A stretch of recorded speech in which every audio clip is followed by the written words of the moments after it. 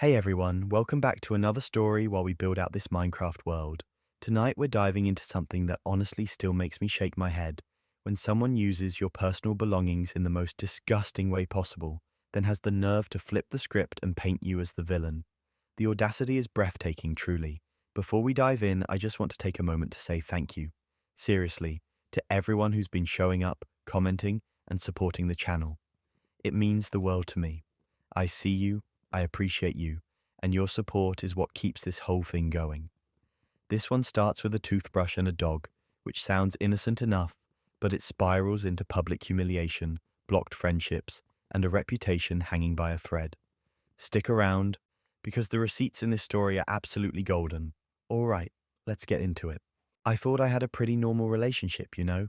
Nothing wild, nothing that screamed red flag from day one. My girlfriend and I had been together for about a year and a half, living together for 6 months in a decent apartment downtown. We had our routines, our inside jokes, the usual couple stuff.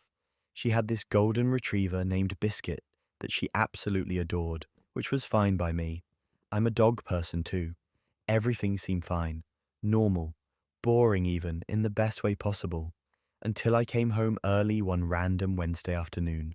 I'd wrapped up a client meeting faster than expected and decided to surprise her, maybe grab lunch together or something. I unlocked the door quietly, thinking maybe I'd catch her napping or watching TV. Instead, I walked into the bathroom to grab my phone charger and froze completely. There she was, standing over the sink with Biscuit sitting obediently next to her, and she was brushing his teeth with my toothbrush, my electric toothbrush, the one I'd been using that very morning. I just stood there for a second, brain refusing to process what I was seeing. She looked up, saw me, and smiled like nothing was wrong. Not even a hint of embarrassment, just casual, like I'd walked in on her folding laundry. I finally managed to get words out. "Is that my toothbrush?" She glanced down at it, then back at me. "Oh yeah, I've been using it for Biscuit's teeth. Dog toothbrushes are so expensive, and yours works great. He loves it." I felt my stomach turn. "You've been using my toothbrush? The one I use every day? On the dog?" She laughed. Actually laughed. "Relax, I rinse it off really well. It's fine." It wasn't fine. It was the opposite of fine. I told her that was disgusting, that it was a basic hygiene violation, that I couldn't believe she'd been doing this without telling me. She rolled her eyes and said I was being dramatic, that it was just a toothbrush and I could buy another one. I told her that wasn't the point. The point was she'd been using something intimate of mine, something that goes in my mouth, on a dog's mouth, for months apparently, and didn't think to mention it. She got defensive then, said I was overreacting, that lots of people do stuff like this, and I was acting like she'd committed a crime. I told her we needed to have a serious conversation about boundaries because this wasn't okay. That's when her whole demeanor shifted. She got quiet, cold, and just stared at me for a second before walking out of the bathroom without another word. I thought maybe she was processing it, maybe feeling embarrassed and needed space. I grabbed my toothbrush, threw it directly into the trash, and went to the kitchen to cool off. I figured we'd talk later, hash it out like adults, maybe laugh about it eventually. How naive I was. Within hours, my phone started blowing up. Not with messages from her, but from our mutual friends. At first, they were vague, asking if I was okay, if something had happened. Then they got more direct. One of my buddies from college straight up asked me if I'd been controlling or abusive toward her. I was completely blindsided. I had no idea what he was talking about. He sent me a screenshot of her Instagram story, a vague post about finally seeing the signs of toxicity and getting out before it got worse, with some quote about emotional abuse. My heart sank. She was posting about me, twisting the toothbrush thing into some narrative where I was the villain. I immediately tried calling her, texting her, asking what she was doing. She didn't respond. Instead, more stories went up, more vague posts about controlling partners, gaslighting, feeling unsafe. Nothing specific, nothing that named me directly, but everyone in our circle knew exactly who she was talking about. This is where it gets absurd. Within 48 hours, I was blocked by half our friend group. People I'd known for years just cut me off without asking my side of the story. I got uninvited from a birthday party I'd RSVP'd 2 weeks earlier. People at the gym started avoiding me, giving me weird looks. One guy I used to spot with completely ignored me when I said hi. I felt like I was in the Twilight Zone. All of this because I confronted her about using my toothbrush on her dog. Then it got worse. My boss called me into his office. Someone had sent him screenshots of her posts, along with a message claiming I was dangerous and that the company should be aware. My boss, to his credit, didn't fire me on the spot, but he did pull me aside and ask if there was anything I needed to tell him. I explained the whole situation, the toothbrush, the overreaction, the social media smear campaign. He looked uncomfortable and said he believed me, but that I should handle my personal life more carefully, because it was starting to affect my professional reputation. I was furious, humiliated, desperate. I needed to clear my name, but how do you fight vague social media posts? How do you prove a negative? That's when I remembered we had a security camera in the apartment. I'd installed it months ago after a break-in scare in our building. It pointed toward the living room and kitchen, but it had a partial view into the bathroom if the door was open. I pulled up the footage from that Wednesday and scrolled through until I found it. There she was, clear as day, standing in the bathroom with Biscuit, using my toothbrush on his teeth, and she was laughing. Not nervously, not guiltily. She was genuinely amused, talking to the dog in a baby voice while scrubbing his canines with my Oral-B. I watched it 3 times, feeling a mix of vindication and disgust. I downloaded the clip, edited it down to the relevant 30 seconds, and sent it to every single person who'd blocked me or questioned me. Just the video with a simple caption. This is what she called abuse. If you've made it this far into the chaos, you're as addicted to Reddit drama as I am. Make sure to subscribe and tell me where you're watching from in the comments below. I want to know if anyone else has dealt with pet-related betrayal like this. The response was immediate. My phone started buzzing non-stop. People were apologizing, saying they should have asked my side first, that they felt terrible for jumping to conclusions. One of her closest friends, a girl named Jenna, who'd been particularly cold to me, called me crying. She said she knew something felt off about the whole situation, but didn't want to question her friend publicly. She apologized over and over, said she was horrified by what she saw in the video. My ex tried damage control. She deleted all her posts, made her account private, and sent me a long message saying I'd violated her privacy by sharing the footage and that I was proving her point about being controlling. I didn't even respond. I just forwarded her message to a few people so they could see the mental gymnastics she was doing to avoid accountability. The fallout was nuclear. People started sharing the video in group chats. It spread beyond our immediate friend group. Someone made a meme out of it. Her reputation tanked overnight. The same people who'd been so quick to believe her vague posts were now roasting her in the comments. Her best friend from high school even publicly unfriended her on Facebook with a post about believing victims but also holding people accountable for lying. I didn't gloat. Honestly, I just felt exhausted. I got my apologies, my invites back, my reputation mostly restored.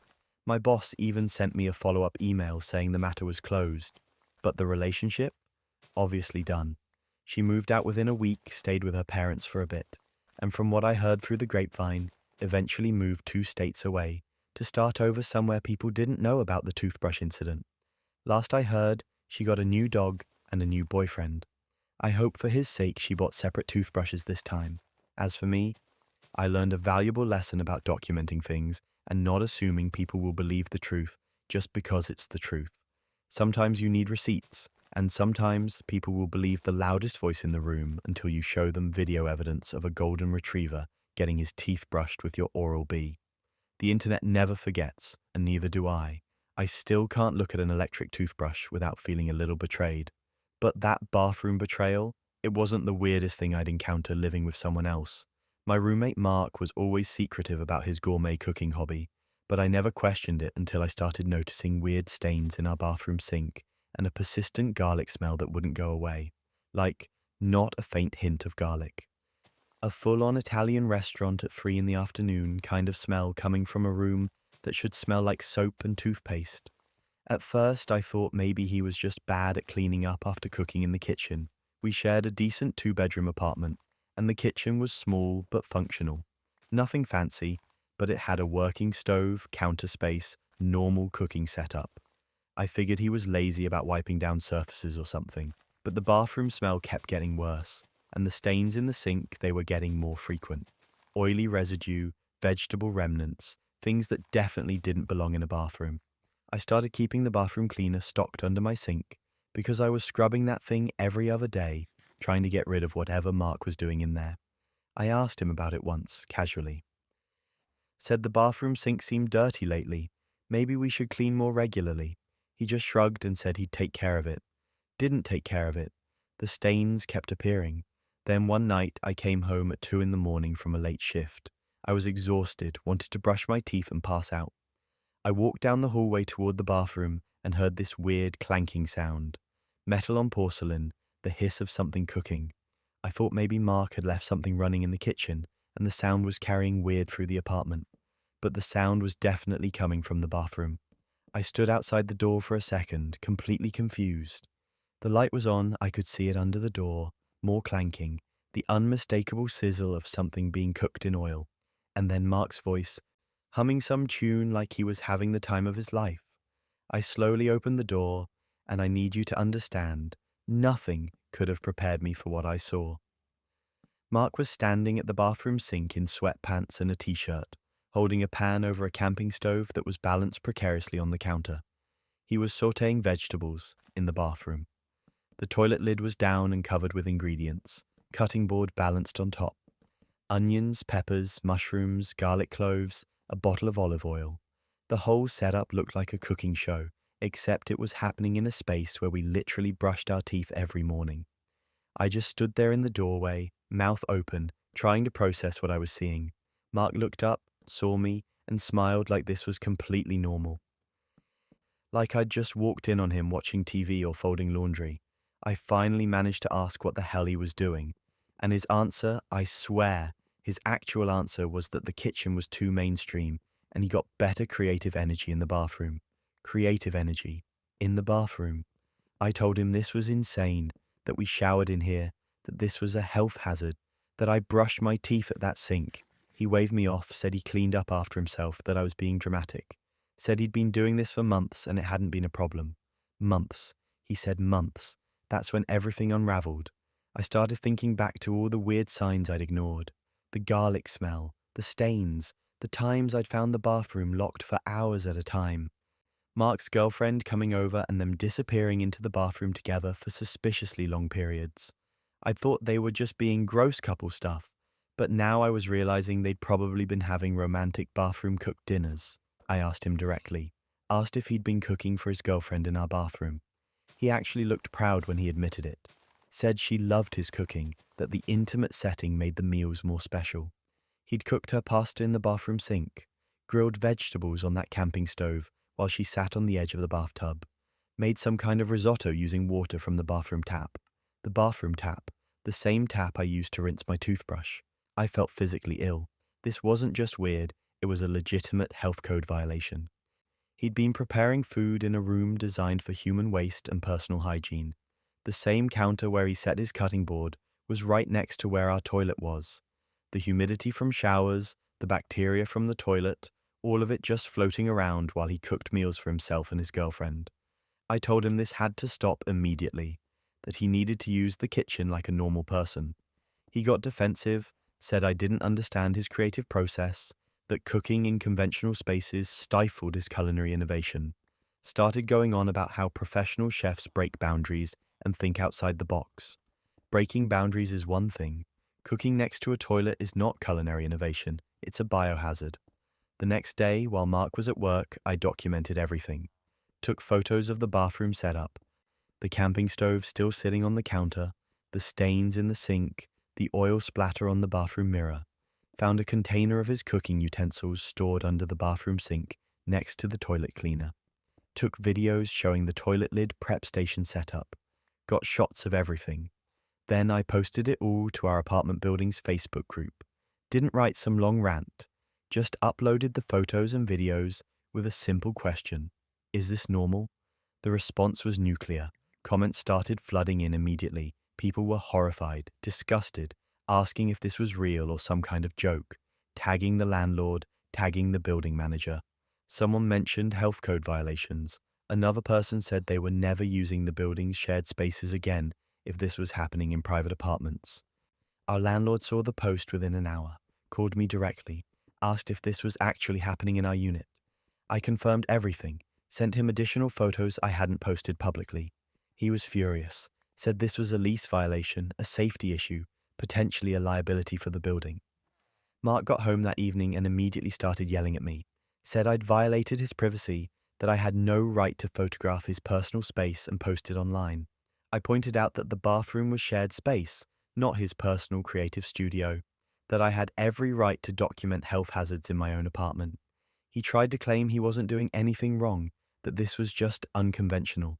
I showed him the Facebook post, now with over 200 comments, almost all of them saying this was absolutely not normal and possibly illegal. He went pale. The landlord showed up the next morning with an eviction notice. 30 days, citing health and safety violations, misuse of the property, and creating unsanitary living conditions.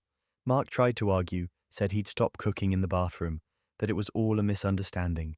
The landlord wasn't hearing it, said the camping stove alone was a fire hazard, that cooking in a bathroom violated basic health standards, and that he couldn't have this kind of behavior in his building. Mark's girlfriend broke up with him 2 days later. Apparently, she'd seen the Facebook post too, along with all the comments calling it disgusting. She was mortified that people knew she'd been eating bathroom-cooked meals. The romantic, intimate setting suddenly lost its appeal when the internet pointed out she'd been dining next to a toilet.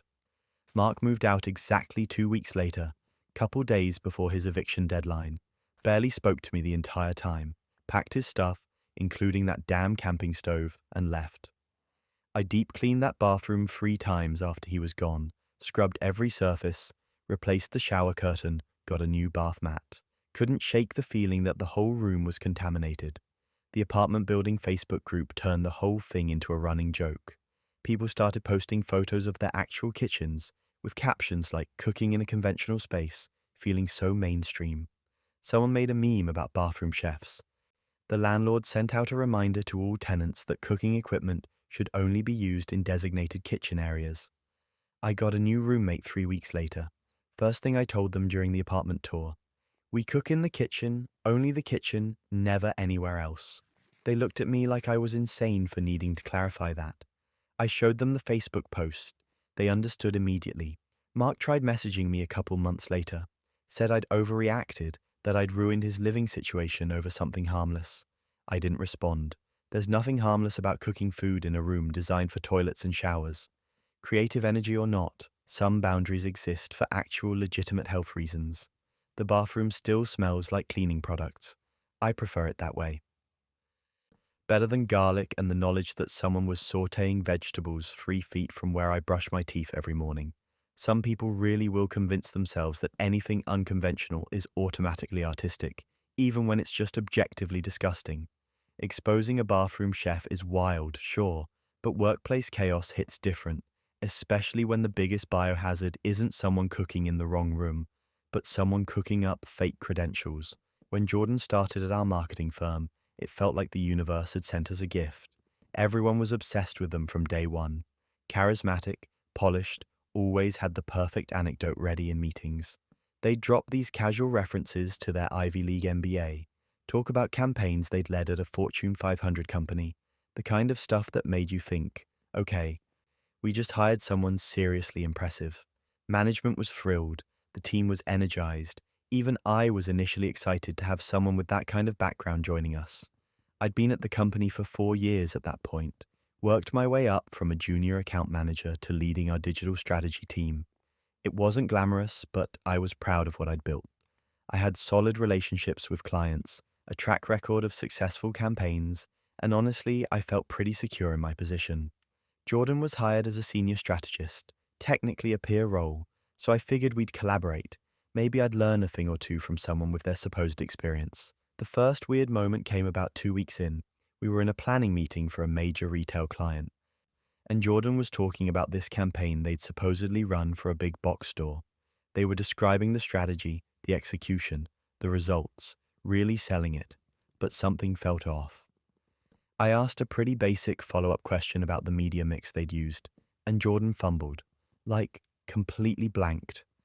They recovered quickly with some vague answer about integrated approaches and multi-channel synergy, but it was the kind of corporate word salad you use when you don't actually know what you're talking about. I brushed it off at first.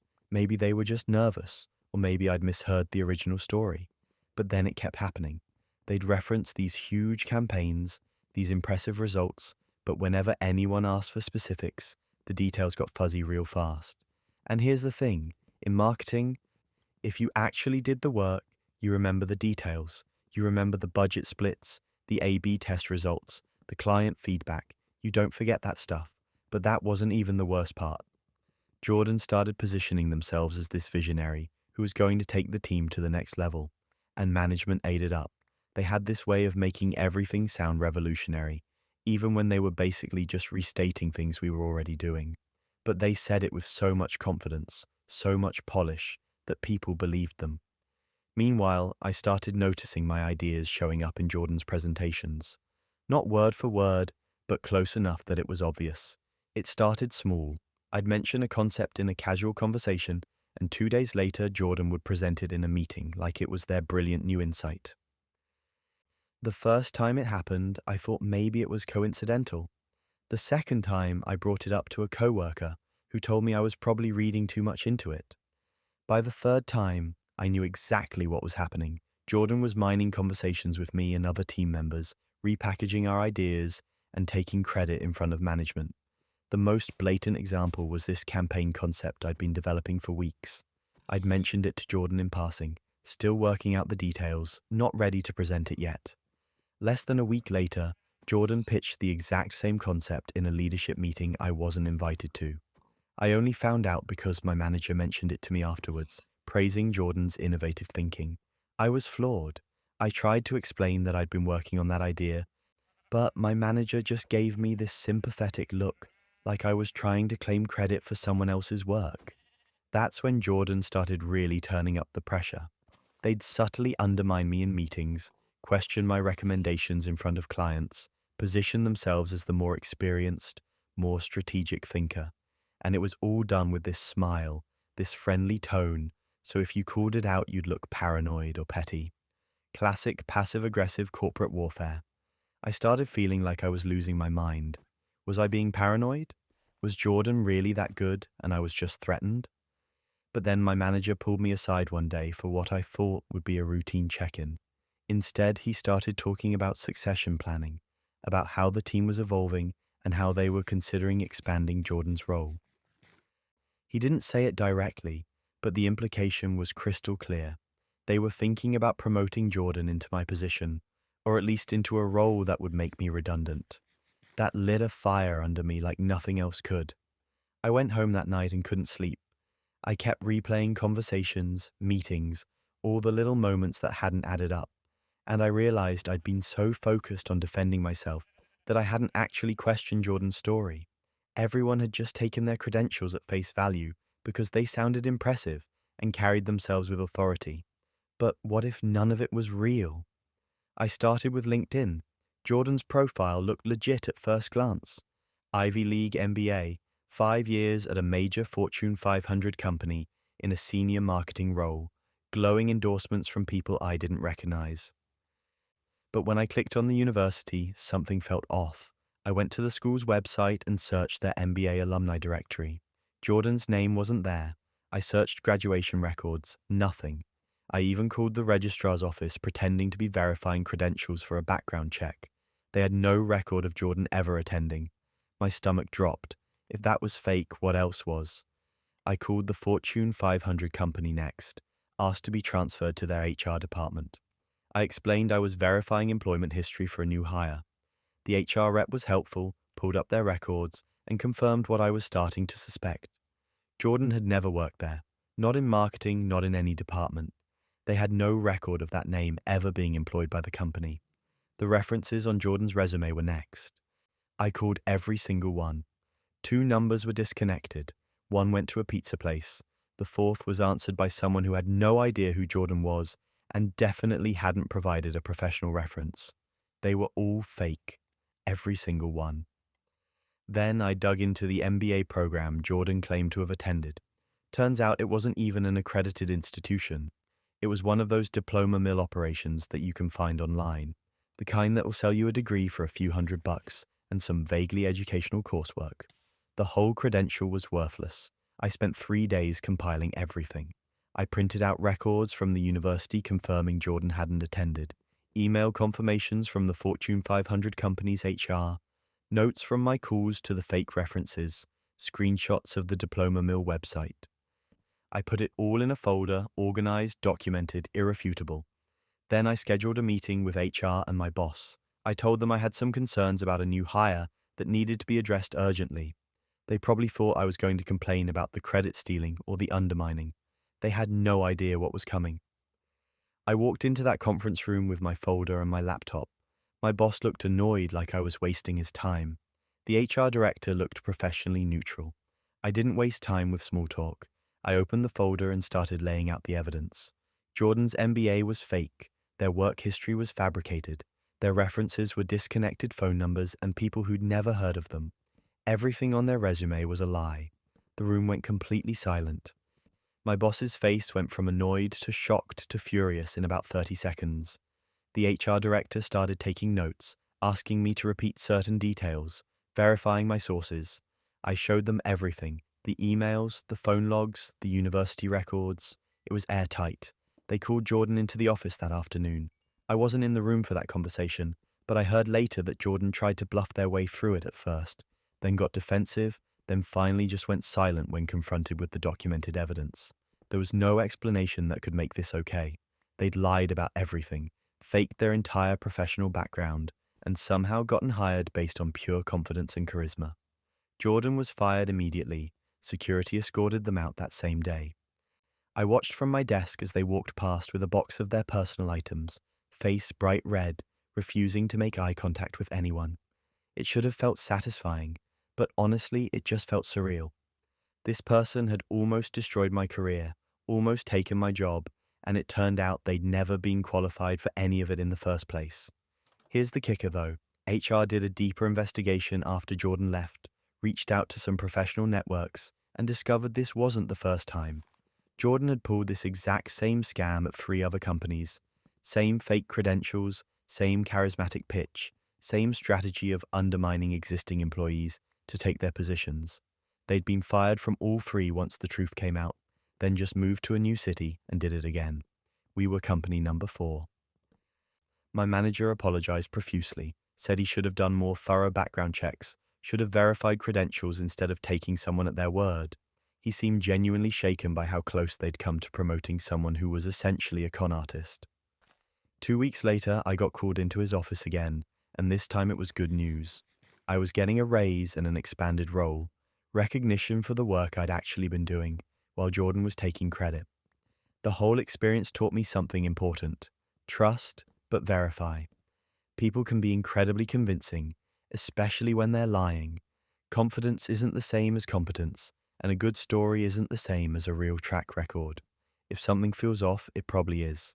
And sometimes the best revenge isn't some elaborate scheme. It's just exposing the truth and letting consequences play out naturally.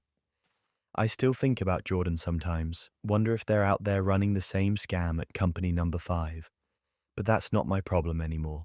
I learned to document everything, question impressive claims, and never assume someone is who they say they are, just because they sound convincing. In a weird way, almost losing my job to a fraud made me better at mine.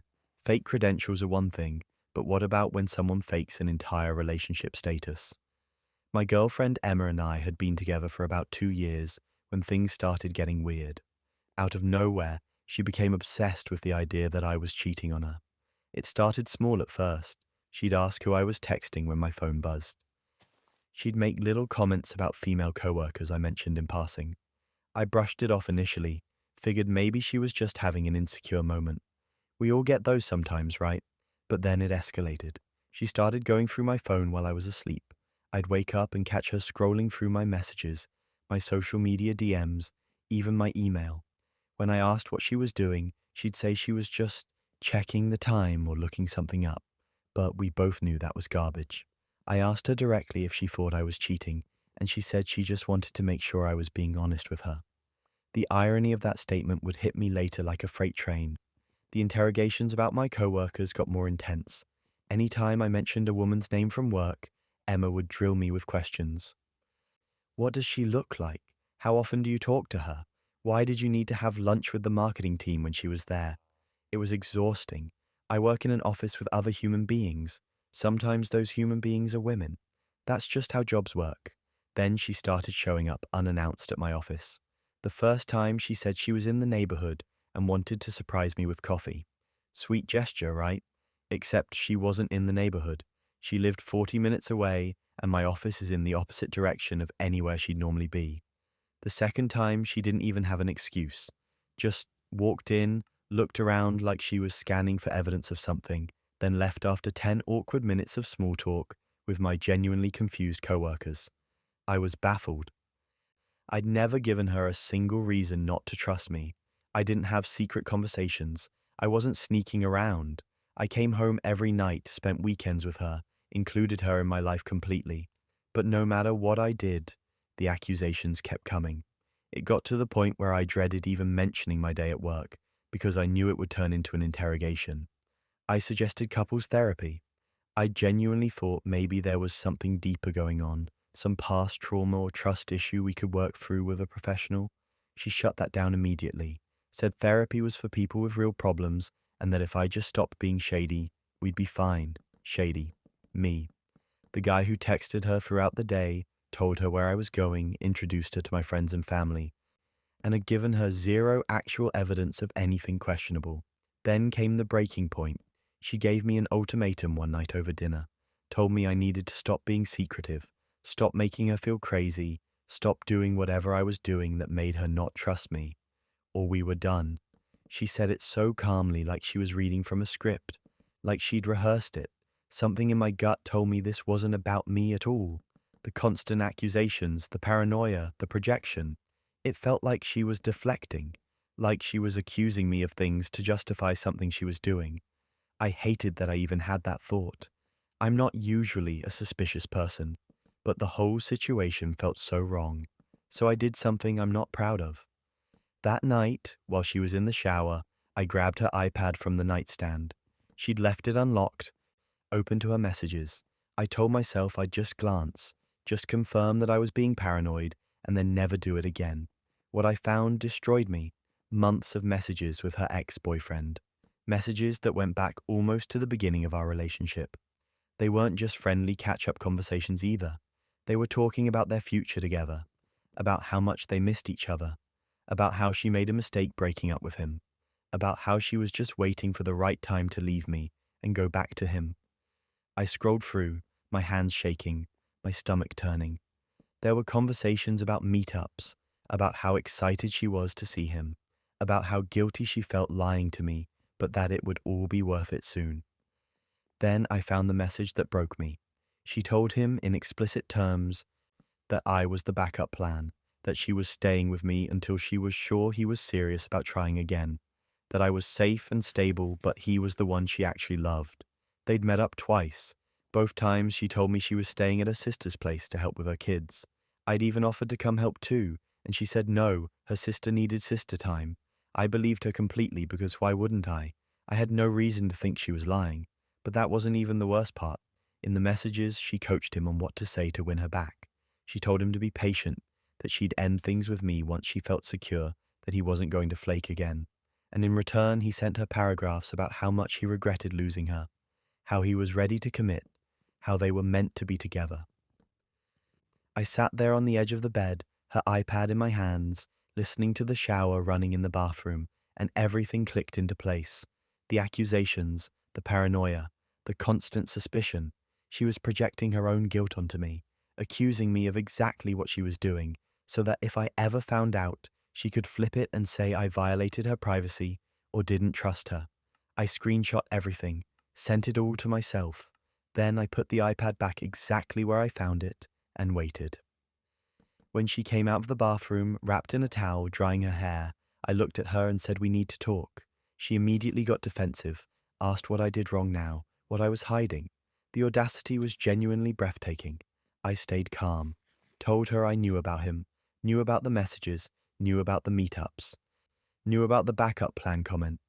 I watched her face go through about 5 different emotions in 3 seconds. Confusion, denial, panic, anger, and finally, indignation.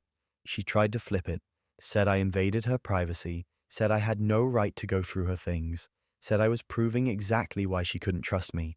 I just pulled out my phone, opened the screenshots, and held it up so she could see her own words staring back at her. The color drained from her face.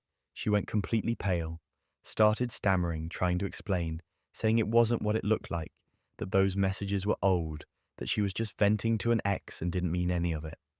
I asked her which messages were old. The ones from 3 days ago? The ones from last week? The ones where she literally said she was planning to leave me? She had nothing. No explanation that made sense. No defense that held up against her own written words. I told her we were done, right there. Standing in our bedroom while she was still in her towel, hair dripping onto the floor, I said I'd come back for my stuff when she wasn't home and that I never wanted to see her again. She tried to grab my arm, started crying, saying she made a mistake, that she loved me, that she was confused and scared and didn't know what she wanted. But here's the thing, she knew exactly what she wanted.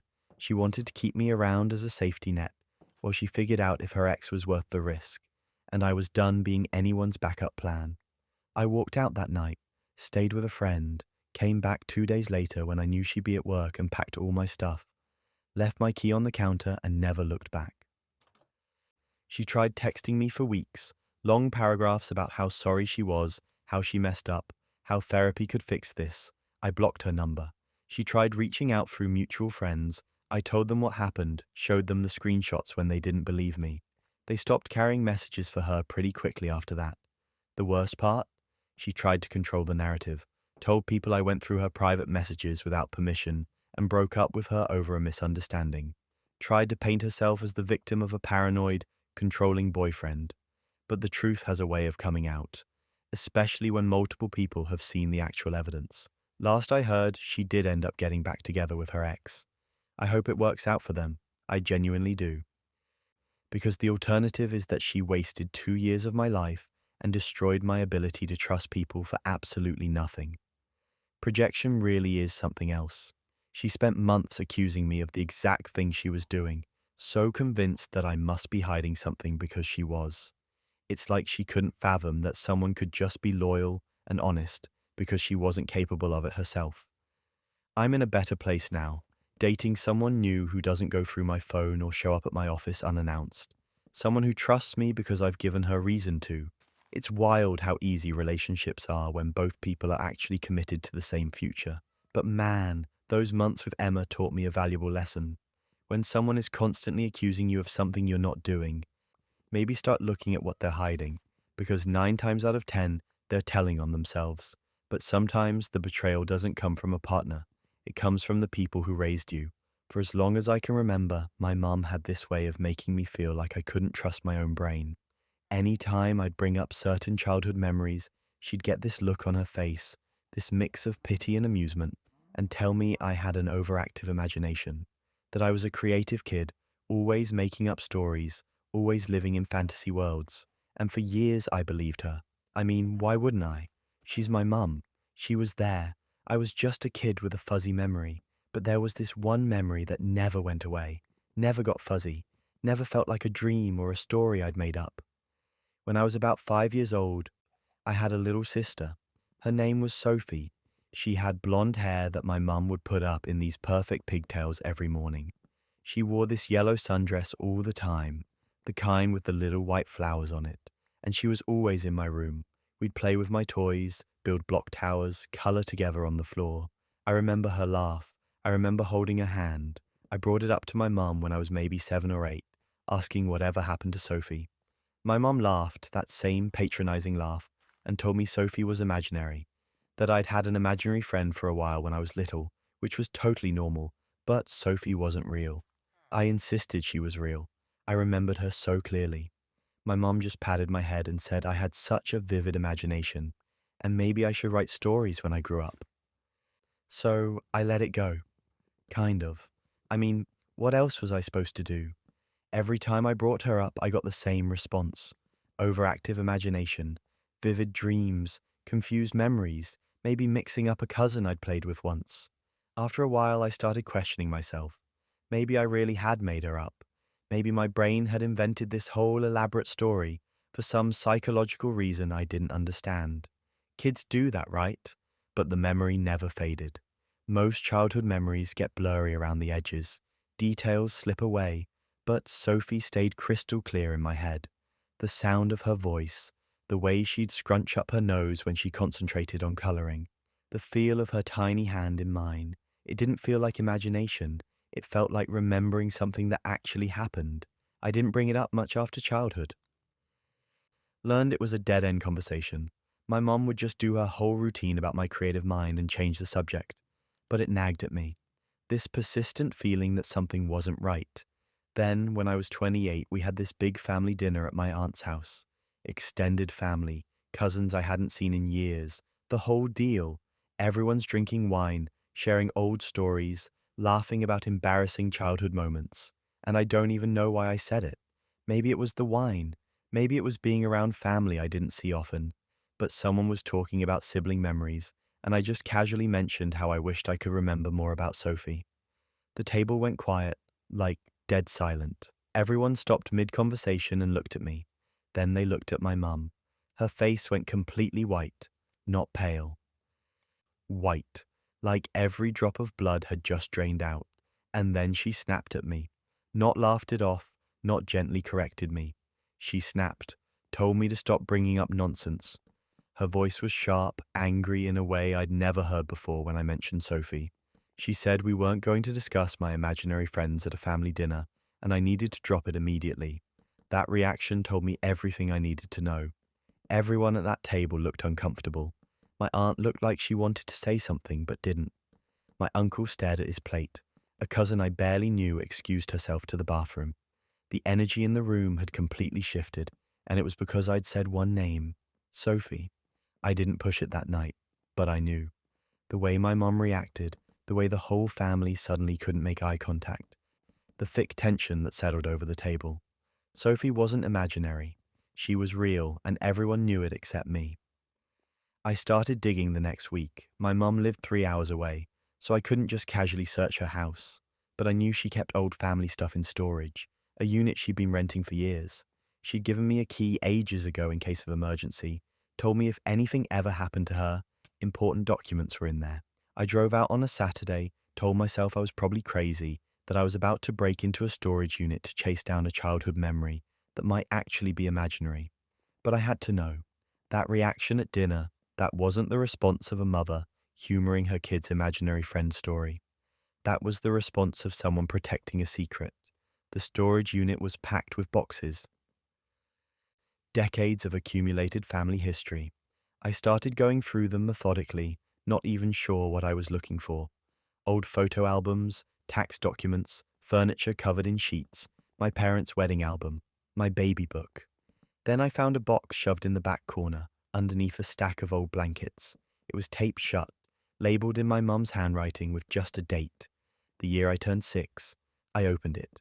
Inside were photos, dozens of them. Pictures of me as a little kid, playing with a blonde girl in pigtails, birthday parties with 2 cakes, Christmas morning with 2 little girls opening presents, me holding a baby in the hospital, looking proud and confused in equal measure.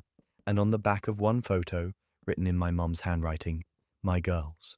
There were documents too, a birth certificate for Sophie Marie, born 3 years after me, medical records, immunization cards, a death certificate dated 6 months after I turned 6, cause of death, accidental drowning.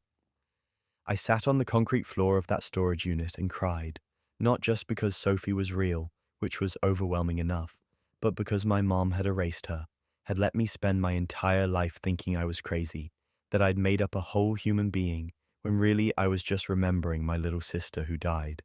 She couldn't handle the grief, so she decided I shouldn't have to either. Except she didn't ask me. She just made the choice that we'd pretend Sophie never existed, packed away every photo, every piece of evidence, and told me for 23 years that my memory of my own sister was just my imagination. I took the box, every photo, every document. Drove straight to my aunt's house, the same one who'd hosted that dinner. She opened the door, saw the box in my hands, and immediately started crying. She told me everything, how my mum had spiraled after Sophie died, how she'd insisted on moving to a new house, getting rid of Sophie's things, never speaking her name again. How the family had tried to talk to her, tried to suggest grief counseling, but she threatened to cut off anyone who brought up Sophie around me. She wanted me to forget, thought it would be easier for me if I just didn't remember. I asked why no one told me when I got older. My aunt said they thought I didn't remember, that my mum's plan had worked, and by the time they realized I did have memories, so many years had passed that bringing it up felt like it would cause more harm than good. They'd made a choice to protect my mum's grief over my right to know my own history. Then came the breaking point. I organized a family gathering, told everyone it was just a casual get-together, but I made sure my mum would be there. And when everyone was sitting in my aunt's living room, I brought out the box. I didn't yell, didn't accuse, just set the photos on the coffee table, one by one. Me and Sophie at the beach, me and Sophie building a snowman, me and Sophie on the couch reading a book together. And I asked my mum, very calmly, to tell me about my imaginary friend. She broke down immediately, started sobbing, couldn't even form words at first. When she finally could talk, she admitted everything. That Sophie had drowned in a neighbor's pool while my mum was inside making lunch. That she'd blamed herself every day for 22 years. That she couldn't look at photos of Sophie without feeling like she was dying. That making Sophie disappear from our lives was the only way she could function, could get out of bed, could keep going. And I understood the grief. I really did. Losing a child is unimaginable. But what I couldn't understand, couldn't forgive, was letting me think I was crazy. Letting me question my own mind for 2 decades. Gaslighting me every time I brought up a memory of my own sister, because it was easier for her than dealing with her grief. Some family members sided with her, said she'd been through enough, that she'd made the best choice she could in an impossible situation, that I should have compassion for how much pain she was in. Others sided with me, said I had a right to know my own history, to grieve my own sister, to have my memories validated instead of erased. The family fractured that night. Sides were drawn. My mum left in tears. Haven't spoken to her since. She sent letters, asked relatives to mediate, even showed up at my apartment once. But I can't get past it. Every time I think about forgiving her, I remember being 8 years old, telling my mum about the little girl I remembered and having her laugh and call it imagination. Sophie was real. She was my sister. I loved her, and I lost her, and then I lost her again when my mum decided grief was more important than truth. Some things you can't come back from. Some secrets once revealed destroy everything in their path. And speaking of family secrets that destroy everything in their path. After my dad passed away, I volunteered to clean out his home office. Nobody else wanted to do it. My mum couldn't handle going through his things yet, and my sister was dealing with her own grief in her own way. So it fell to me, which honestly felt right. Dad and I were close, or at least I thought we were. The office was exactly how he left it. Papers stacked neatly on the desk, pens organized in a holder, family photos on the shelf. It felt wrong to disturb any of it, like I was intruding on a space that was still his. But it had to be done. I started with the easy stuff, sorting documents, boxing up books, labeling things for donation or storage. Then I got to his desk, an old oak thing he'd had since before I was born, heavy and solid with drawers that stuck when you pulled them. I was going through the bottom drawer when I noticed something off. The drawer seemed shallower than it should be. I knocked on the back panel and heard a hollow sound. False backing. My heart started racing a little. I felt like I was in a movie, about to discover some hidden treasure or secret identity. I pried the panel loose and found a leather notebook wedged into the space behind it. It was worn, the edges frayed, the leather soft from years of handling. I pulled it out and sat down on the floor right there. The first page had my dad's handwriting, dated entries going back 30 years. I thought maybe it was a journal, something personal but innocent. The early entries were normal, reflections about work, thoughts about becoming a father, little observations about life. I smiled reading them. It felt like getting to know a side of him I'd never seen. Then I turned to an entry from 2 years before I was born, and everything changed. I can't keep lying to them. The money isn't mine. I've been skimming from the company for 5 years to maintain this life. I read that line 3 times, 4 times. My brain wouldn't process it. Skimming from the company. Stolen money. I kept reading, and it got worse. Page after page of detailed confessions, how he'd been embezzling funds, creating fake receipts, setting up shell companies to launder money through. Amounts, dates, methods. It was all there, written in his careful handwriting, like he was documenting a project at work. And then it hit me. Our house, the big childhood home with the pool and the yard, the one I had so many good memories in. My college tuition, paid in full, no loans. Family vacations to Europe, to Hawaii, to places my friends' families could never afford. All of it. Every single piece of the comfortable life I'd grown up in was funded by stolen money. I felt sick, actually nauseous, sitting there on the floor of his office surrounded by boxes of his things. The man I'd looked up to my entire life, the man I'd eulogized at his funeral 2 weeks earlier, had been a criminal. Not just a small mistake, not just cutting corners. Systematic, deliberate theft over decades. But that wasn't even the worst part. I flipped to the end of the notebook, and there was one final entry, dated 1 week before he died. My hands were shaking as I read it. They're auditing next month. I won't survive prison, I'm sorry. The heart attack, the sudden, unexpected heart attack that took him at 62. It wasn't random. It wasn't just bad genetics or bad luck. He died from the stress of knowing he was about to be caught. He knew the audit was coming, knew his entire house of cards was about to collapse, and his body gave out under the weight of it. He died knowing what he'd done, knowing what it would do to us when the truth came out, and he never said a word. I sat there for probably an hour, just staring at the notebook. Part of me wanted to burn it, pretend I'd never found it, let him stay a hero in our memories, but I couldn't do that. I had to tell my mom. That conversation was one of the hardest things I've ever done. I drove to her house with the notebook in my passenger seat like it was a bomb, sat her down in the living room, the same living room Dad had probably sat in 1,000 times carrying this secret. I handed her the notebook and watched her face change as she read. She didn't know. That was the part that broke me. She had no idea. 30 plus years of marriage and he'd hidden it completely. She cried, then got angry, then went numb. We sat together in silence for a long time, both trying to reconcile the man we knew with the man in those pages. The company came after the estate within 2 months.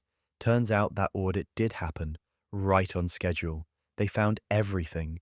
The missing money, the fake accounts, the trail of lies. And since Dad was gone, they came after what he left behind. We lost almost everything. The house, the savings, assets we didn't even know counted as part of the estate. Legal fees ate up what little remained. My mom had to move into a small apartment. My sister and I helped where we could. But the financial hit was catastrophic. And then came the public part. The news articles, the legal proceedings, the company's lawsuit making everything a matter of public record.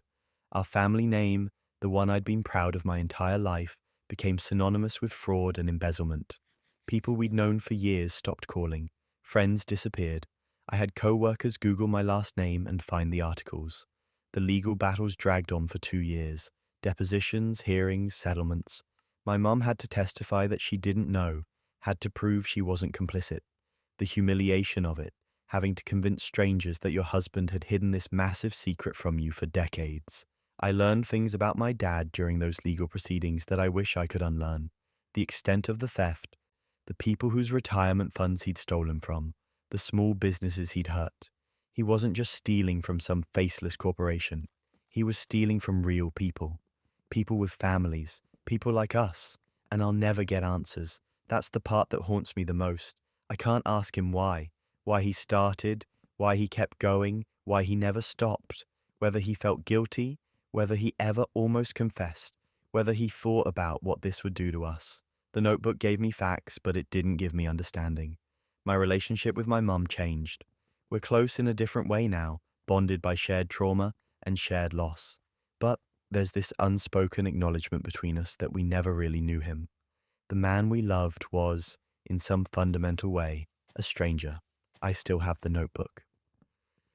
I keep it in a box in my closet, can't bring myself to throw it away, but can't stand to look at it either.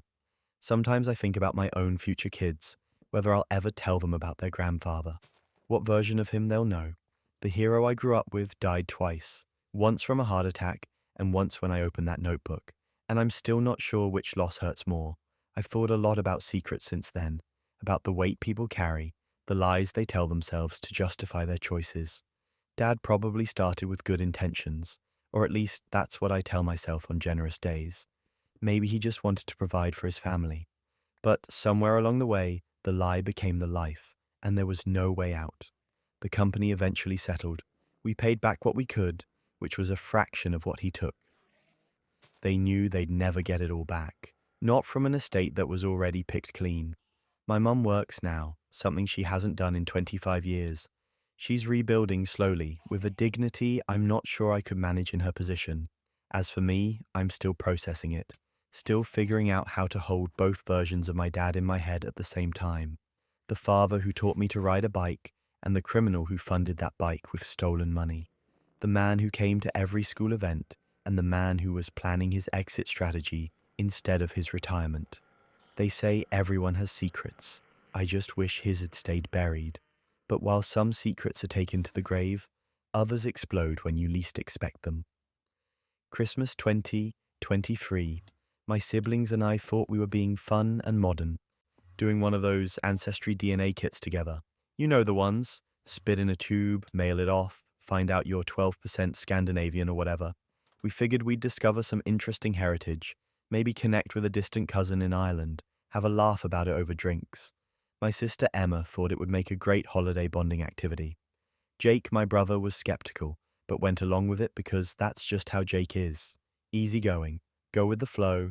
We all did the kits on Christmas Eve, joked about what we might find, and sent them off the next week. 6 weeks later, the results came back. Emma got hers first, nothing shocking. Mostly European, a little surprise Mediterranean ancestry, pretty standard stuff. Mine came next. Similar breakdown, matched up with Emma as a full sibling. Everything looked normal. Then Jake opened his. I was sitting right there when he pulled up the app on his phone. Watched his face go from curious to confused to completely blank. He didn't say anything for a solid 30 seconds, just stared at his screen. Finally, Emma asked if he was okay, and he turned his phone toward us without a word. 0 shared DNA with me. 0 shared DNA with Emma. According to the test, Jake wasn't our brother at all. Not biologically, anyway. We all kind of laughed it off at first, figured it had to be a mistake. These tests aren't perfect, right? Lab errors happen. Jake even called the company's customer service line, explained the situation, asked if there could have been a mix-up with the samples. They said it was possible but unlikely, and offered to send him a retest kit free of charge. But then Jake clicked over to his DNA matches, and that's when things got weird. There was someone listed as a close family match, 50% shared DNA, parent-child level. The profile name was just initials. Robert M., no photo, no additional information. None of us knew a Robert M. Our dad's name is David. Our mum's maiden name is Cooper. No Roberts anywhere in the family tree that any of us could remember. Jake just kept staring at that name, and I could see something shifting in his eyes, like pieces of a puzzle he didn't know existed were suddenly falling into place. He didn't say anything to our parents right away. He stewed on it for 3 days, did the retest kit, waited for those results. They came back identical. 0 match with me and Emma, 50% match with Robert M. That's when Jake decided he needed answers. He went to our parents' house on a Saturday afternoon. Emma and I weren't there, but Jake told us everything later. He walked in, sat them both down in the living room, and just laid it out. Said he'd done a DNA test. Said the results showed he wasn't biologically related to me or Emma. Said there was a 50% match with someone named Robert M., and he needed them to explain what that meant. Our mum went completely silent. Just froze. Our dad, David, the man who raised all 3 of us, looked at her and then at Jake, and you could see this weight settle over him, like he'd been waiting for this moment for 30 years, and it finally arrived. Mum started crying before anyone said another word. Not dramatic sobbing, just silent tears streaming down her face. And that's when Jake knew. That's when it became real. The truth came out slowly, painfully. Mum admitted she'd had an affair 32 years ago with her boss at the time, a guy named Robert. It was brief, she said. A few months. A mistake she regretted the moment it started. When she got pregnant, she wasn't sure who the father was, but she chose to believe it was David, chose to move forward with her marriage and never look back. And here's where it gets absurd. David knew. Not right away, but he figured it out when Jake was about 2 years old. Apparently, Jake looked nothing like him, nothing like Emma or me, and people had started making comments. Strangers would say things like, "Oh, he must take after Mum's side," or "Wow, he's got different features than your other kids." David confronted our mum. She broke down and admitted the affair. Admitted the possibility that Jake wasn't his biological son, and David made a choice. He decided it didn't matter. He decided Jake was his son regardless of genetics, and he never brought it up again. Never treated Jake differently. Never told anyone. Just buried it and kept being a dad. I don't even know how to process that. The man kept a secret that massive for 3 decades. Never slipped, never hinted. Just loved Jake the same way he loved me and Emma, and carried that weight alone. But the story doesn't end there. Jake, spiraling and desperate for some kind of closure, decided to reach out to Robert M. through the DNA site's messaging system. He sent a simple message, said he'd gotten unexpected results from a DNA test, that they appeared to be father and son, and that he'd like to talk if Robert was open to it. Robert responded 2 days later, and his message was ice cold. He said he was shocked, had no idea that he'd had a brief relationship with a coworker over 30 years ago, but she'd never mentioned a pregnancy.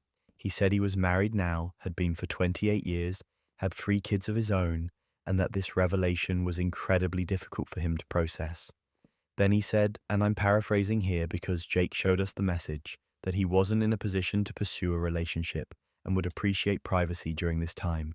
Basically, thanks but no thanks. You're a mistake from my past, and I'd like to keep it that way. Jake was devastated, fully shattered. He'd already lost the identity he'd built his whole life around, found out his mom had lied and his dad had kept this secret. And now his biological father wanted nothing to do with him. It was rejection on every possible level. Things went from bad to unhinged. Our family completely imploded, and I mean completely. Jake stopped talking to our mum for months, wouldn't return her calls, blocked her on social media, the whole thing. He was civil with David, our dad, but there was this weird distance now, like he didn't know how to be a son to a man who wasn't technically his father, but had raised him anyway. Emma and I were caught in the middle, trying to support Jake while also understanding that our parents, especially David, had made an impossible choice in an impossible situation. Every conversation became a minefield. Every family text thread felt loaded. Our mum spiraled into this guilt-ridden depression, started seeing a therapist, lost weight, stopped going to church, which for her was a huge deal. She'd call Emma crying, asking if Jake would ever forgive her, if she'd destroyed the family, if she was a terrible person. David somehow held it together better than anyone. He tried reaching out to Jake, told him that nothing had changed as far as he was concerned, that he'd always be his dad no matter what some tests said. But you could see it wore on him too. The secret he'd protected for so long was out, and instead of bringing relief, it just brought chaos. We didn't have Thanksgiving that year. First time in my entire life. Emma suggested maybe we could all get together, try to work through things, but Jake shut it down immediately. Said he wasn't ready, wasn't sure if he'd ever be ready. Christmas came and went. No family gathering, no traditions. Emma and I saw our parents separately. Jake spent it alone in his apartment. We tried inviting him to things, offered to be there for him however he needed, but he'd just say he was fine and change the subject.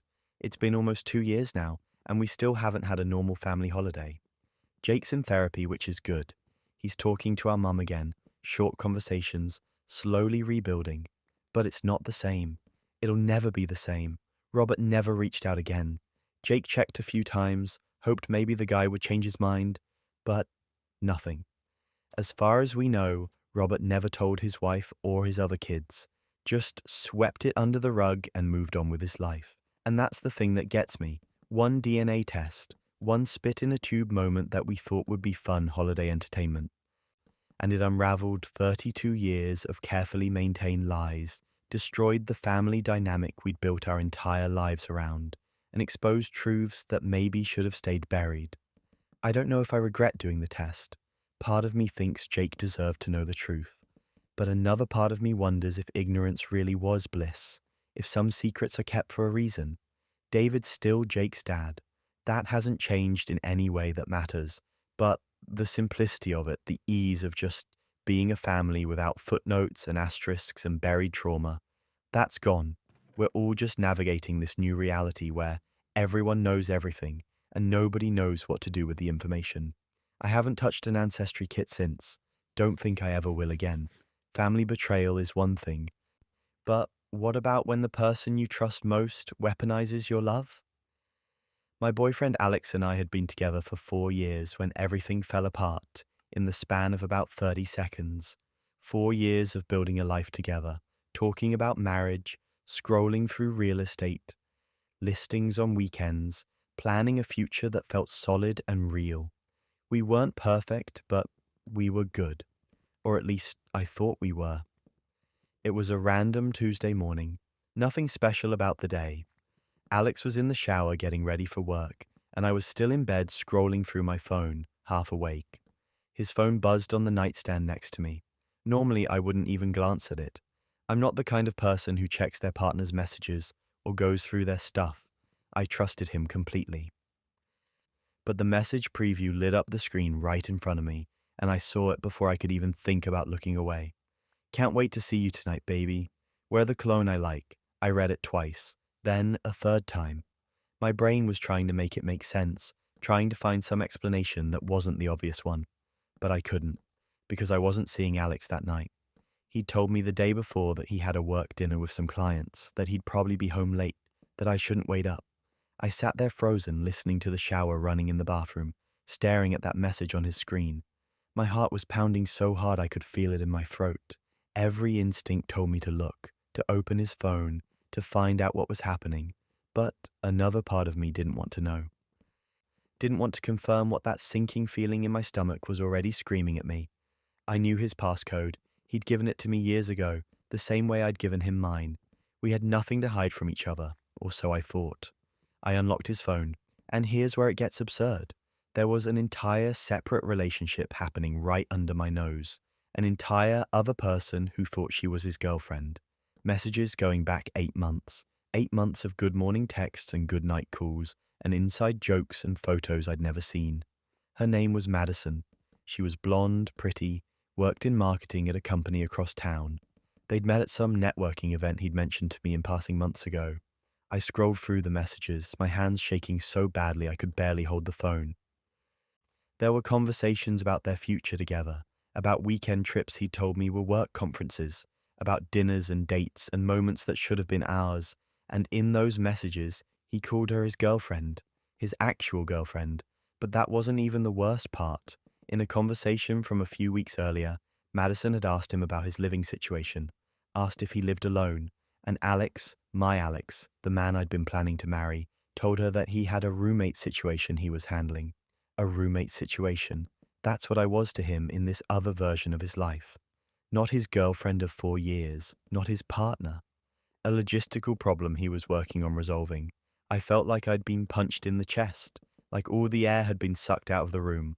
4 years of my life, and I was a roommate situation he was handling. I read through more messages, torturing myself with the details. The way he talked to her was identical to how he talked to me. The same pet names, the same jokes, the same promises about the future. He was living 2 completely separate lives and doing it so seamlessly that neither of us had any idea the other existed.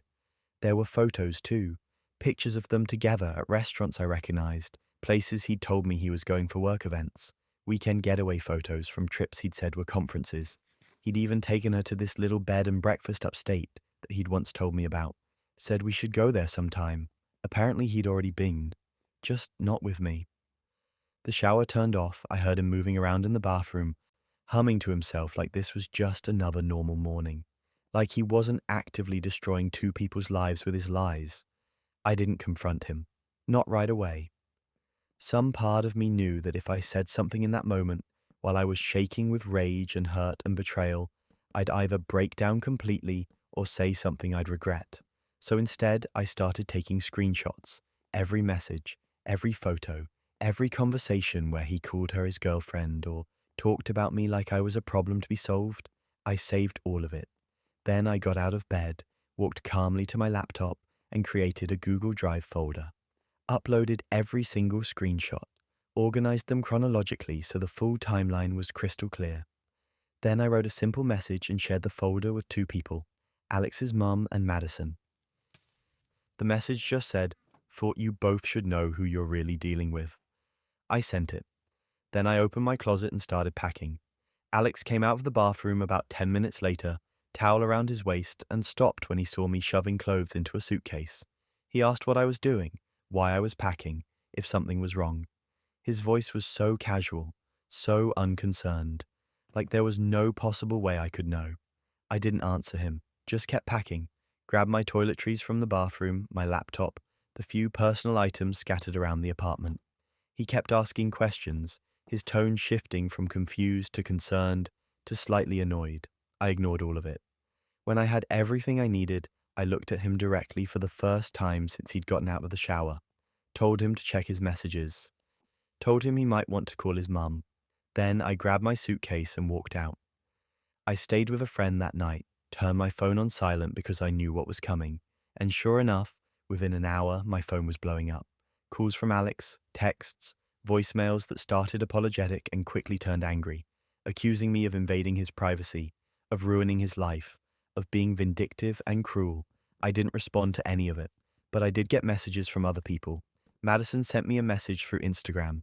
She was devastated, had no idea I existed, thought she was his only girlfriend. She apologized to me, which was somehow both heartbreaking and infuriating, because she had nothing to apologize for. She was as much a victim of his lies as I was. She told me she'd ended things immediately, blocked him on everything, and was trying to process how she'd been so completely deceived. His mom called me. She was crying, said she was horrified by what her son had done, that she'd raised him better than that she was so sorry for the pain he'd caused me. She told me she'd told him he wasn't welcome at family events until he got his life together and made amends, that she was ashamed of him. The fallout spread through his social circle too. Because here's the thing, some of his work friends knew about both of us. They'd met me at company parties, then met Madison at networking events, and apparently just never mentioned to either of us that the other existed. Once the truth came out, once people realized the extent of what he'd been doing, they started distancing themselves. Nobody wants to be associated with that guy. The guy who maintained two serious relationships simultaneously and referred to his actual long-term girlfriend as a roommate situation.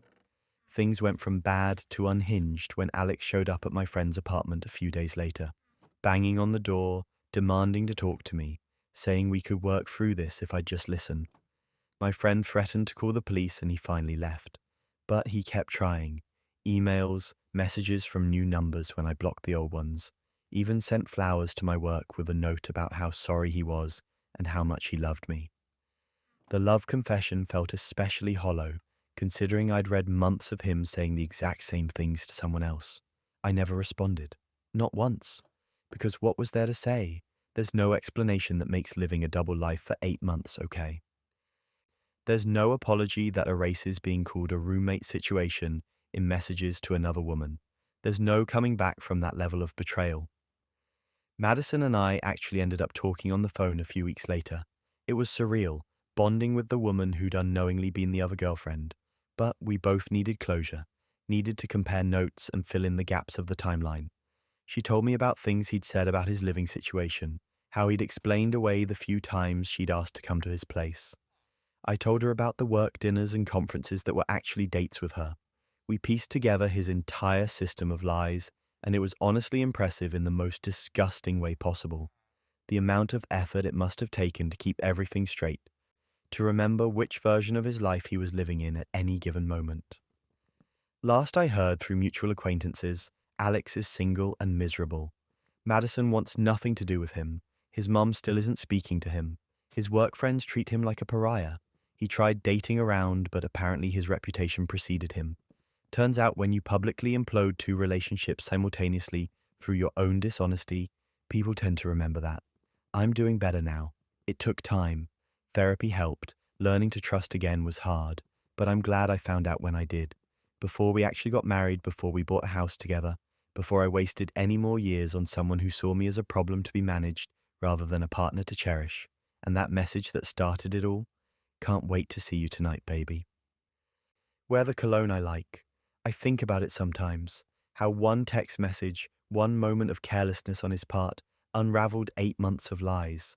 How close I came to never knowing. How many more years I might have wasted if Madison hadn't sent that message at exactly the wrong, or maybe exactly the right moment. But sometimes the person weaponizing lies isn't a partner. It's someone who's supposed to be a friend. I had a friend group that I genuinely thought would last forever. We met in college, stayed close after graduation, did the whole adulting thing together. 6 years of inside jokes, group trips, late night phone calls when someone was going through something. These were my people, or at least I thought they were. Things started getting weird about 3 months before everything exploded. Plans would get cancelled last minute. I'd text the group chat and get left on read for hours, sometimes days. When someone finally did respond, it was always something vague. "Oh, sorry, been busy. We'll reschedule soon," but soon never came. Then I started seeing posts on social media, the whole group hanging out without me, dinner at our usual spot, weekend trip to the beach, game night at someone's apartment, all the stuff we used to do together, except now I apparently wasn't invited.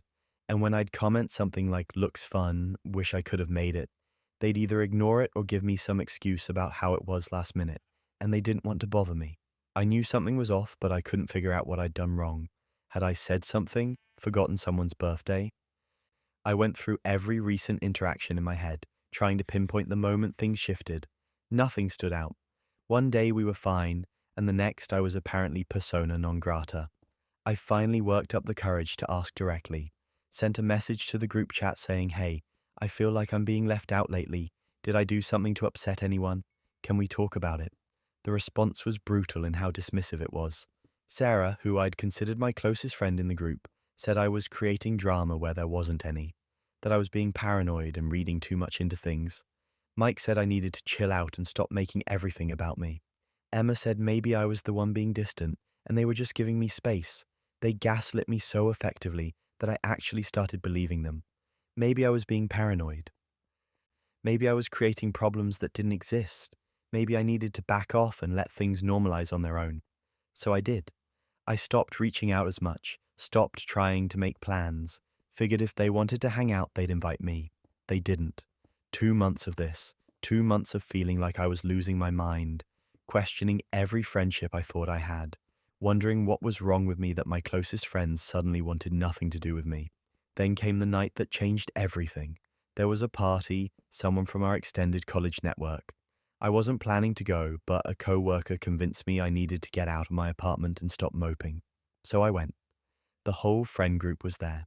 They were friendly enough in person, the kind of surface level nice that made me feel even more crazy. Like, "See, everything's fine. You were just overthinking it." I was actually starting to relax, thinking maybe things really were getting back to normal. Then my phone buzzed. A message from Jake, one of the guys in the group. Except it wasn't meant for me. It was a screenshot of their group chat, the one without me in it. He'd sent it by accident, too drunk to double check who he was messaging. And the second I saw it, I knew he'd realize his mistake and panic. I screenshot it immediately, saved it to 3 different places, then watched as he frantically tried to unsend it. Too late. I opened the image and felt my stomach drop. It was brutal. Messages mocking my job, saying I was going nowhere with my career, making fun of my apartment, calling it depressing, even tearing apart my relationship with my boyfriend, saying he was clearly settling and would realize it eventually. But that wasn't even the worst part. They were actively planning to push me out of the group entirely. The conversation was from a few days ago, and they were strategizing how to make me leave on my own, so they didn't have to actually end the friendship. Someone suggested just keep being vague and distant until she gets the hint.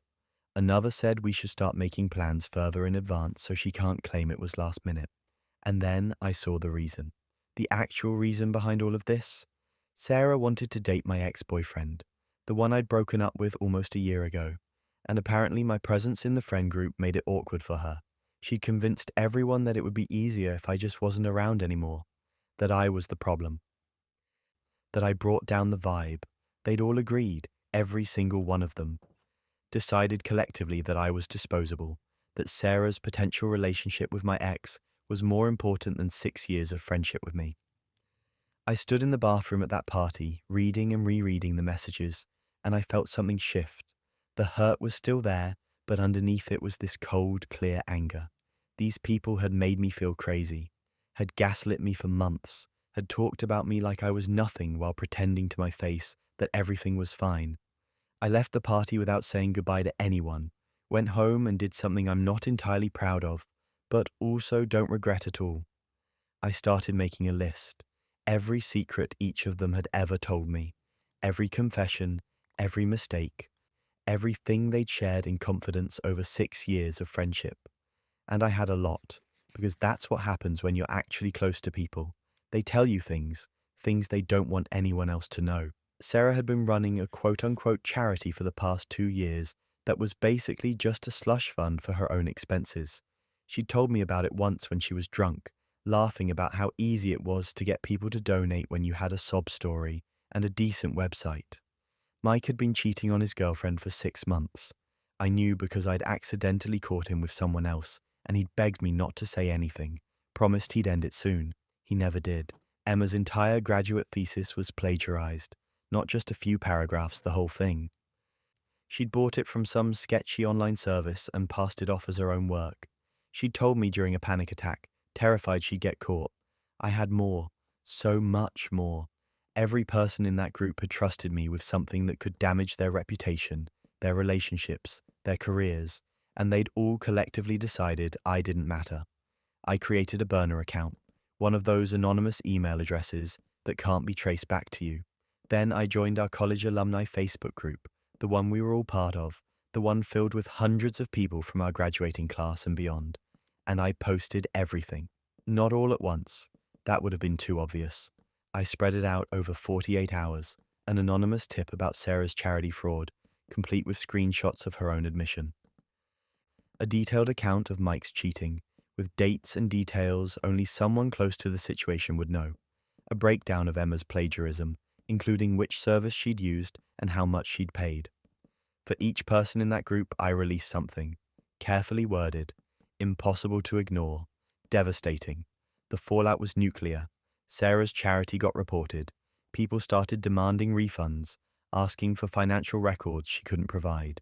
Mike's girlfriend found out and left him publicly, posting her own story about his betrayal. Emma's university started an investigation into her thesis. Someone filed a formal complaint. Within 48 hours, their reputations were completely torched. The same alumni network they'd been so proud to be part of, the same social circle they'd been climbing for years, turned on them. People were sharing the posts, adding their own stories, connecting dots, and they knew it was me. Of course they knew. Who else would have that information? Who else would have the motive? They tried confronting me, first through messages I ignored, then through mutual acquaintances I'd already warned off. Sarah threatened legal action, said I'd slandered her and she'd sue. Mike said I was a vindictive psycho who couldn't handle being left out. Emma just sent me paragraphs about how I'd ruined her life over petty friendship drama. But here's the thing, they had no proof. Everything was posted anonymously. I'd been careful, used public Wi-Fi, covered my digital tracks, and even if they could prove it was me, everything I'd posted was true. Their own words, their own confessions, their own actions.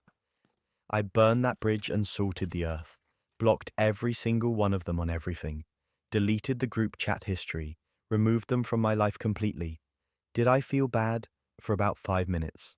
Then I remembered the screenshot, the messages mocking me, the casual cruelty of people I'd loved deciding I was disposable, the months of gaslighting, the manipulation, no regrets, not a single one. Last I heard, the friend group fell apart completely. Turns out when your foundation is built on collective cruelty and secrets, it doesn't take much to bring the whole thing down. Sarah never did date my ex, probably because her reputation was in shambles. Mike lost most of his social circle. Emma had to withdraw from her program. And me? I made new friends, real ones, the kind who don't have a secret group chat mocking me behind my back. The kind who actually want me around, trust is earned, and they proved they never deserved mine. Sometimes the best revenge is just exposing people for exactly who they are. Speaking of people who think they're untouchable until evidence appears, I'll never forget the first time I found one of those photos. I came home from work on a Tuesday, exhausted, just wanting to collapse on my couch with takeout. And there it was, a Polaroid photo slipped under my apartment door. I picked it up without thinking, figured maybe it was something a neighbor had dropped or misdelivered mail. Then I actually looked at it. It was me, sleeping in my bed, taken through my bedroom window. My entire body went cold. I stood there in my doorway holding this photo of myself, unconscious and vulnerable, and my brain couldn't process it. Who took this? When? How long had they been watching me? I checked the angle in the photo, realized it had to have been taken from the fire escape outside my window. Someone had climbed up there, stood outside while I slept, and photographed me. I told myself it was a prank, a sick, twisted prank, but a one-time thing. Some creep trying to scare me. I threw the photo away, checked all my locks twice, and tried to convince myself it wouldn't happen again. It happened again 3 days later. Another Polaroid. Same angle, different night. This time I was sleeping on my side, my face clearly visible. The photo was higher quality this time, like whoever took it had gotten closer to the window, or used a better camera. I felt violated in a way I'd never experienced before. Someone was watching me in my most private moments, documenting it, and delivering the evidence like some kind of sick gift. I went to the police, brought both photos, explained what was happening. The officer was sympathetic but basically useless. Without proof of who was doing it, without any direct threats, there wasn't much they could do. They took a report, told me to document everything, and suggested I install security cameras. Thanks for nothing. I did install cameras, 3 of them, one pointing at my door, one at the fire escape window, one at the front entrance of my building. I bought blackout curtains, the kind that don't let any light through, hung them in my bedroom. Changed my locks even though I had no evidence anyone had been inside. I was doing everything I could think of, but I still didn't feel safe. The photos kept coming, one every few days, each one more invasive than the last. Me sleeping in different positions, different nights, wearing different pajamas. Whoever was doing this had consistent access to that fire escape, was watching me regularly, knew my schedule well enough to know when I'd be asleep. I barely slept after that. Every sound woke me up. Every creak, every footstep from the apartment above, every car door closing outside. I'd lie there in the dark, wondering if someone was outside my window right now, camera ready. The paranoia was eating me alive. And here's where it gets absurd. The photos started showing up in other places, not just under my door anymore. One appeared on my desk at work, tucked under my keyboard. I worked on the 7th floor of an office building. How did it get there? Who had access? I asked around, checked with security. Nobody saw anything. Another photo appeared in my gym bag, nestled between my water bottle and my sneakers. I hadn't left that bag unattended. It was in a locker the entire time I was working out. Whoever was doing this wasn't just watching my apartment. They were following me, tracking my movements, getting close enough to plant photos in my personal belongings without me noticing.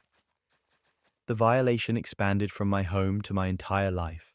I stopped going to the gym, started working from home when I could, avoided routines, changed my schedule constantly, anything to make myself less predictable. But the photos still came, in my mailbox at the apartment building, mixed in with bills and junk mail, under my windshield wiper in the parking garage, once, horrifyingly, tucked into the pocket of a jacket I'd left at a restaurant. They were everywhere. I was being hunted, documented, and I had no idea by who. The police were still useless.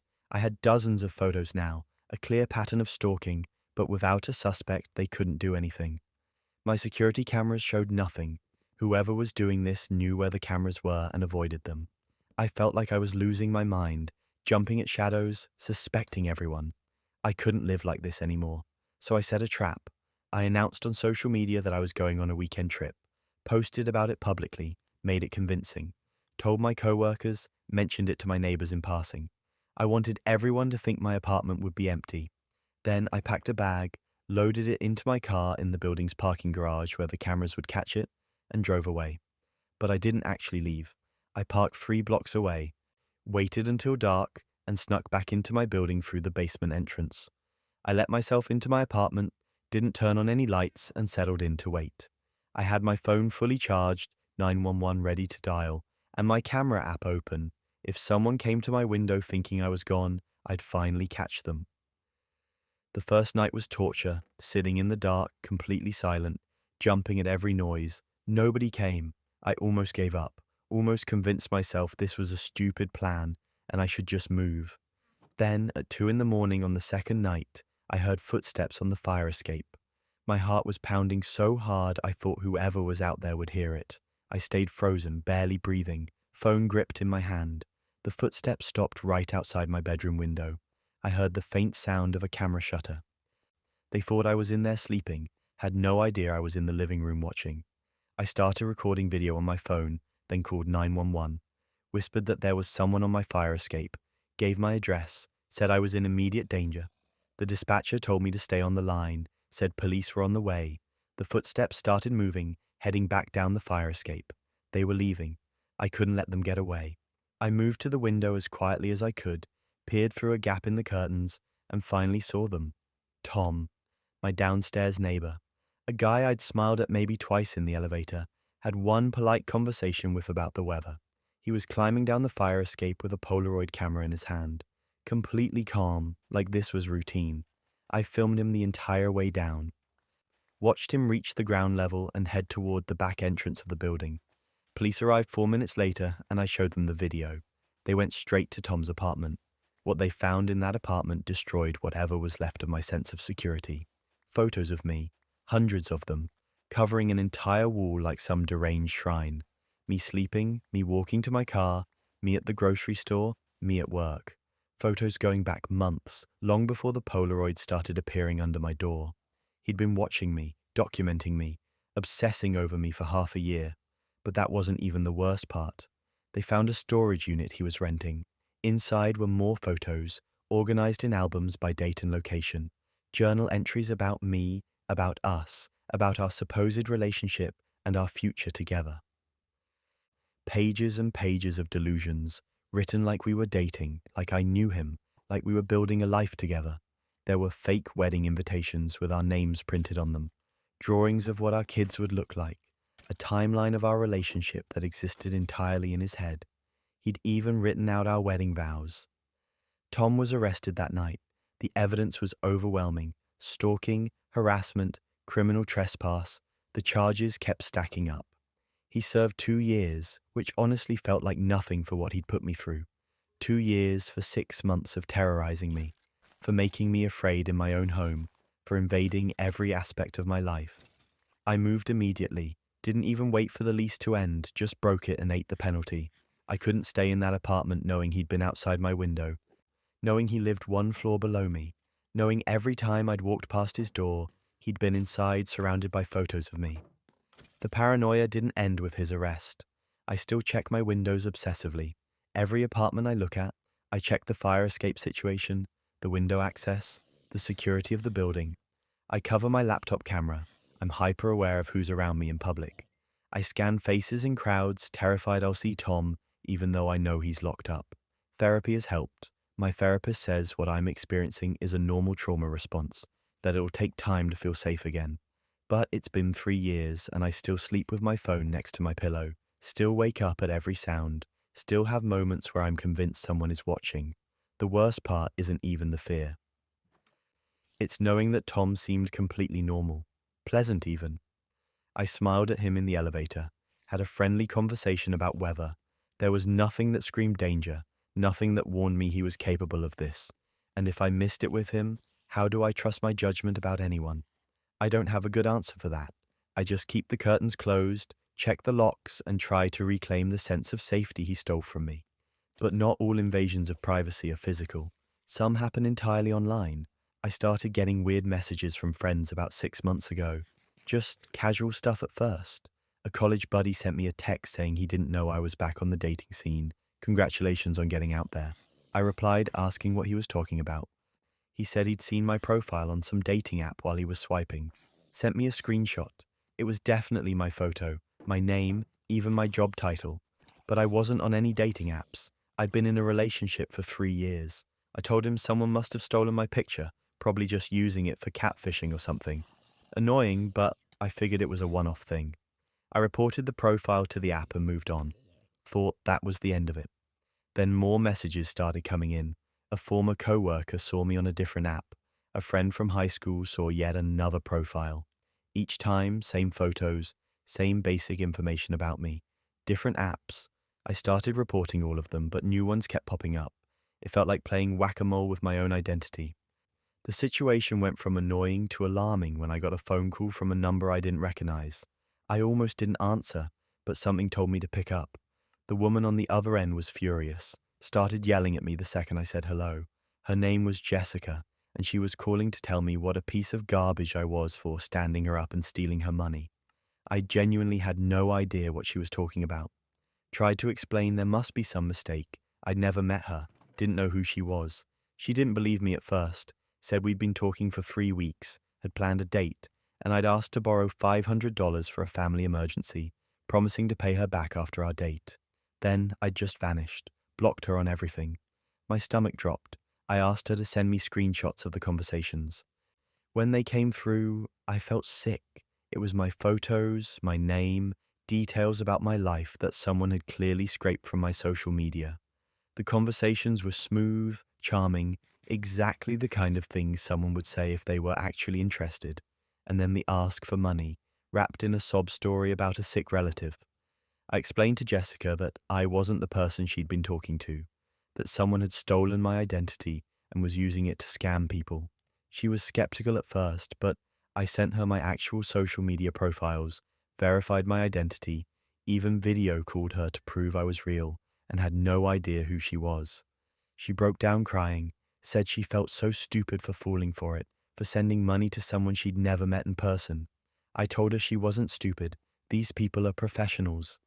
They know exactly what to say, how to build trust, how to manipulate emotions, and they'd stolen my face and my information to do it. That conversation with Jessica changed everything for me. This wasn't just annoying anymore. This was actively hurting people, and my identity was the weapon being used to do it. I became obsessed with tracking down whoever was doing this. Started searching for my photos across different platforms, reverse image searching constantly, creating alerts for my name. I found profile after profile, dating apps, social media, even some sketchy websites I'd never heard of, all using my pictures, all with slight variations on my biographical information. Then I started creating fake profiles of my own, used stock photos, made up names, and started swiping or messaging until I matched with myself. With the fake me, I wanted to see how the scam worked, document the pattern, figure out who was behind it. The conversations followed a script. Friendly at first, lots of compliments, quick escalation to talking about meeting up. Then always some kind of crisis that required money. A sick family member, a car that broke down, an unexpected bill. Always urgent, always emotional, always just enough to seem plausible, but not so much that it would scare someone off. But that wasn't even the worst part. As I dug deeper, I realized this wasn't just one person using my identity. The writing styles were different across accounts. The timing of responses varied. The specific scams had slight differences. This was bigger than I thought. I started documenting everything. Screenshots of conversations, URLs of fake profiles, timestamps. I noticed patterns in the payment methods they requested. Certain apps, certain services, ways of moving money that would be hard to trace. I started looking into those payment records, finding other victims who'd been scammed the same way. That's when I discovered it wasn't just my identity being used. There were dozens of other people's photos and information being recycled through this network. Different faces, different names, same playbook. Some profiles had been active for months, some for years. The scope of it was staggering. I reached out to some of the other people whose identities were being used. Most had no idea. A few had noticed weird messages from friends, but hadn't connected the dots. We started comparing notes, sharing what we'd found.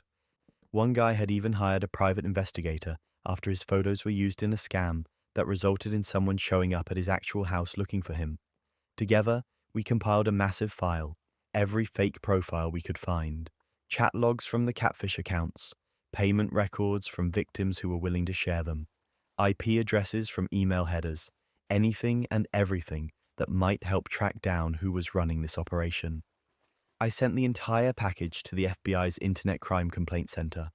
Didn't really expect much. I'd heard stories about how overwhelmed they were, how most reports just disappeared into a database somewhere. But I had to try. For months, I heard nothing. I kept finding new fake profiles, kept reporting them, kept documenting. The scam was still running. People were still getting hurt. I felt helpless, and here's where it gets absurd. 6 months after I'd filed the report, I got a phone call from an FBI agent. They'd been investigating, using the information I'd provided as a starting point. What I'd uncovered was part of a much larger romance scam operation, a network of people, some in the US, some overseas, running coordinated catfishing schemes across multiple platforms. They'd made arrests, 4 people directly connected to the network that had been using my identity and the identities of the others I'd connected with. The operation had been running for over 3 years, had scammed hundreds of people out of thousands of dollars each. My documentation had helped them connect the dots, trace payment flows, identify the people behind the fake accounts. The relief I felt was overwhelming, not just for me, but for Jessica and all the other victims. The FBI worked with the platforms to shut down associated accounts, worked with payment processors to try to recover funds. Not everyone got their money back, but some did. More importantly, the scam network was dismantled. I testified in the case when it went to trial, had to sit in a courtroom and identify my own photos being used in evidence, had to listen to victims talk about how they'd been manipulated, how much money they'd lost, how betrayed they felt. It was gutting. The people who ran the network showed zero remorse. In their minds, they were just running a business. The victims were marks. The stolen identities were tools. There was no recognition that real people's lives were being damaged on both ends. 3 of them took plea deals. The 4th went to trial and was convicted. They all got prison time and restitution orders, though I'm realistic about how much money will actually be recovered. As for me, I'm paranoid now in ways I never was before. Every photo I post online gets watermarked. My privacy settings are locked down. I regularly search for my images to make sure they're not being used somewhere they shouldn't be. I've become that person who lectures friends about digital security, but I also feel like I did something that mattered. Jessica reached out after the arrests were announced, thanked me for taking it seriously, for not just shrugging it off as someone else's problem. Other victims from the case have contacted me, shared their relief that someone finally stopped these people. Your face, your name, your life story, it can all be weaponized if you're not careful. And there are people out there who will absolutely use it to hurt others for profit. The internet makes us all vulnerable in ways we don't fully appreciate until something like this happens. Now I watermark everything, trust no one, and sleep a little better knowing that at least this particular group of scammers isn't out there using my face to con people anymore. And while online deception is terrifying, sometimes the lies come from people sitting right next to you. My coworker Rachel was one of those people everyone loved. You know the type, always smiling, always offering to help, first to volunteer when someone needed support on a project. She'd bring in coffee for the team, remember everyone's birthdays, stay late to help people meet deadlines. If you'd asked me 6 months ago what I thought of Rachel, I would have said she was genuinely one of the kindest people I'd ever worked with. I trusted her completely. That was my first mistake. We worked in the same department, similar roles but different accounts. Our desks were near each other, so we'd collaborate pretty frequently. She'd offer feedback on my presentations, help troubleshoot when I was stuck on something, even covered for me when I had a doctor's appointment and needed someone to handle a client call. We weren't best friends or anything, but we had a good working relationship. Or so I thought. Things started going wrong about 4 months ago. Small stuff at first. A file I'd worked on for days somehow got corrupted right before I needed to present it. I had to scramble to recreate it from memory, and the final version wasn't as polished as the original. My boss noticed, made a comment about attention to detail and being more careful with my work. Then there was an email chain with a client that apparently never sent. I could have sworn I hit send, even remembered writing the message, but there was nothing in my sent folder. The client complained to my boss that I'd ghosted them for 3 days. I apologized, said I must have forgotten to hit send, but internally I was confused. I'm not usually that careless. A few weeks later, I presented a quarterly report to the senior team. Spent 2 weeks gathering data, building charts, making sure everything was accurate. Halfway through my presentation, our VP stopped me and pointed out that one of my main data sets was completely wrong. Numbers that didn't match our records, percentages that made no sense. I was mortified. I'd checked those numbers a dozen times. I knew they'd been correct. But standing there in front of the senior team, looking at slides that showed incorrect data, I had no defense. My boss called me into her office the next day and put me on a performance improvement plan. Said my work had been declining, that she was concerned about my attention to detail and follow through. I was devastated. I'd been with the company for 5 years, had always gotten good reviews, and suddenly I was on the verge of being fired. I started panicking, convinced myself I was burning out, losing my edge, making careless mistakes without realizing it. I doubled down on everything, checked my work obsessively, set calendar reminders for every email I needed to send, started coming in early and staying late to make sure nothing fell through the cracks. But things kept going wrong, and that's when I started noticing a pattern. Rachel was always involved somehow. She'd offer to help me finalize a presentation, and then something in it would be wrong when I presented it. She'd volunteer to send an email on my behalf while I was in a meeting, and it would never actually get sent. She'd review my work and give me feedback, and then the version I submitted would have issues I knew weren't there before. At first, I felt guilty even thinking it. Rachel was helpful, Rachel was kind, Rachel was trying to support me during a difficult time, but my gut kept nagging at me. Something felt off. That's when I started keeping backup copies of everything. Every document, every presentation, every email. I saved versions to a personal cloud drive with timestamps. Started taking screenshots of my sent folder after every important email. Kept detailed logs of every interaction with Rachel, every time she offered to help, every time she touched my work. I felt paranoid doing it, like I was being crazy and suspicious over nothing, but I couldn't shake the feeling that something wasn't right. Then I caught it. I'd finished a client proposal on a Thursday afternoon, saved the final version, and emailed it to my boss for review before sending it to the client Friday morning. I had a copy saved on my personal drive with a timestamp. Thursday, 4:37 p.m. Friday morning, I opened the file to send to the client, and it was different. Subtle changes, but definitely different. A pricing tier was wrong. A delivery timeline had been altered, small enough that I might not notice at first glance, but big enough to cause problems with the client. I checked my personal backup. The original version was correct. I checked the modified timestamp on the company server version. Thursday, 6:15 p.m., after I'd left for the day. I checked the access logs. Rachel had opened the file at 6:12 p.m. My heart was racing. I sat there staring at my screen, trying to process what this meant. Rachel had accessed my file after I'd left and changed it. Deliberately. She'd sabotaged my work. But that wasn't even the worst part. Once I knew what to look for, I started digging deeper. Checked access logs on other files that had mysteriously had problems. Rachel's name was on almost all of them, times when she'd accessed documents after I'd finished them, right before they went wrong. I looked into my email situation. Turns out if you have someone's login credentials, which Rachel could have gotten any number of ways since we sometimes shared passwords for team accounts, you can delete emails from their sent folder. The emails I thought I'd sent but had no record of, they'd been deleted by someone with access to my account, and I was willing to bet everything I owned that someone was Rachel. The corrupted files, the missing emails, the wrong data in presentations, all of it traced back to Rachel accessing my work and sabotaging it. She'd been systematically destroying my reputation, making me look incompetent, getting me put on a performance improvement plan. And she'd done it all while playing the supportive coworker, offering to help, earning my trust, so she'd have access to sabotage me more effectively. The audacity was genuinely breathtaking. I needed to know why. I mean, I had a theory. We had similar roles, but my position was slightly higher level. If I got fired, someone would need to take over my accounts and responsibilities.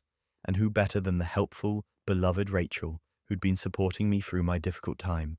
She was trying to get me fired so she could take my job. I spent the weekend compiling everything. Screenshots of file access logs with timestamps, backup versions compared to altered versions, email deletion records, a detailed timeline of every incident where my work had mysteriously failed and Rachel's fingerprints were on it. Monday morning, I requested a meeting with HR, came in with a folder full of evidence and laid it all out. The HR director's face went from skeptical to shocked to angry as she reviewed everything I'd brought. They launched an investigation immediately, put Rachel on administrative leave while they dug into it. And here's where it gets absurd. Turns out I wasn't the first person she'd done this to.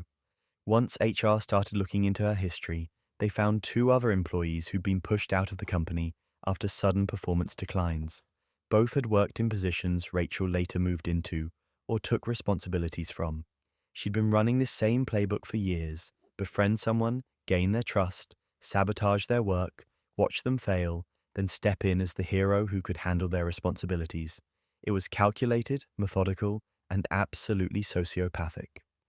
The investigation took about 2 weeks. Rachel was fired and escorted out of the building the day the findings were finalized.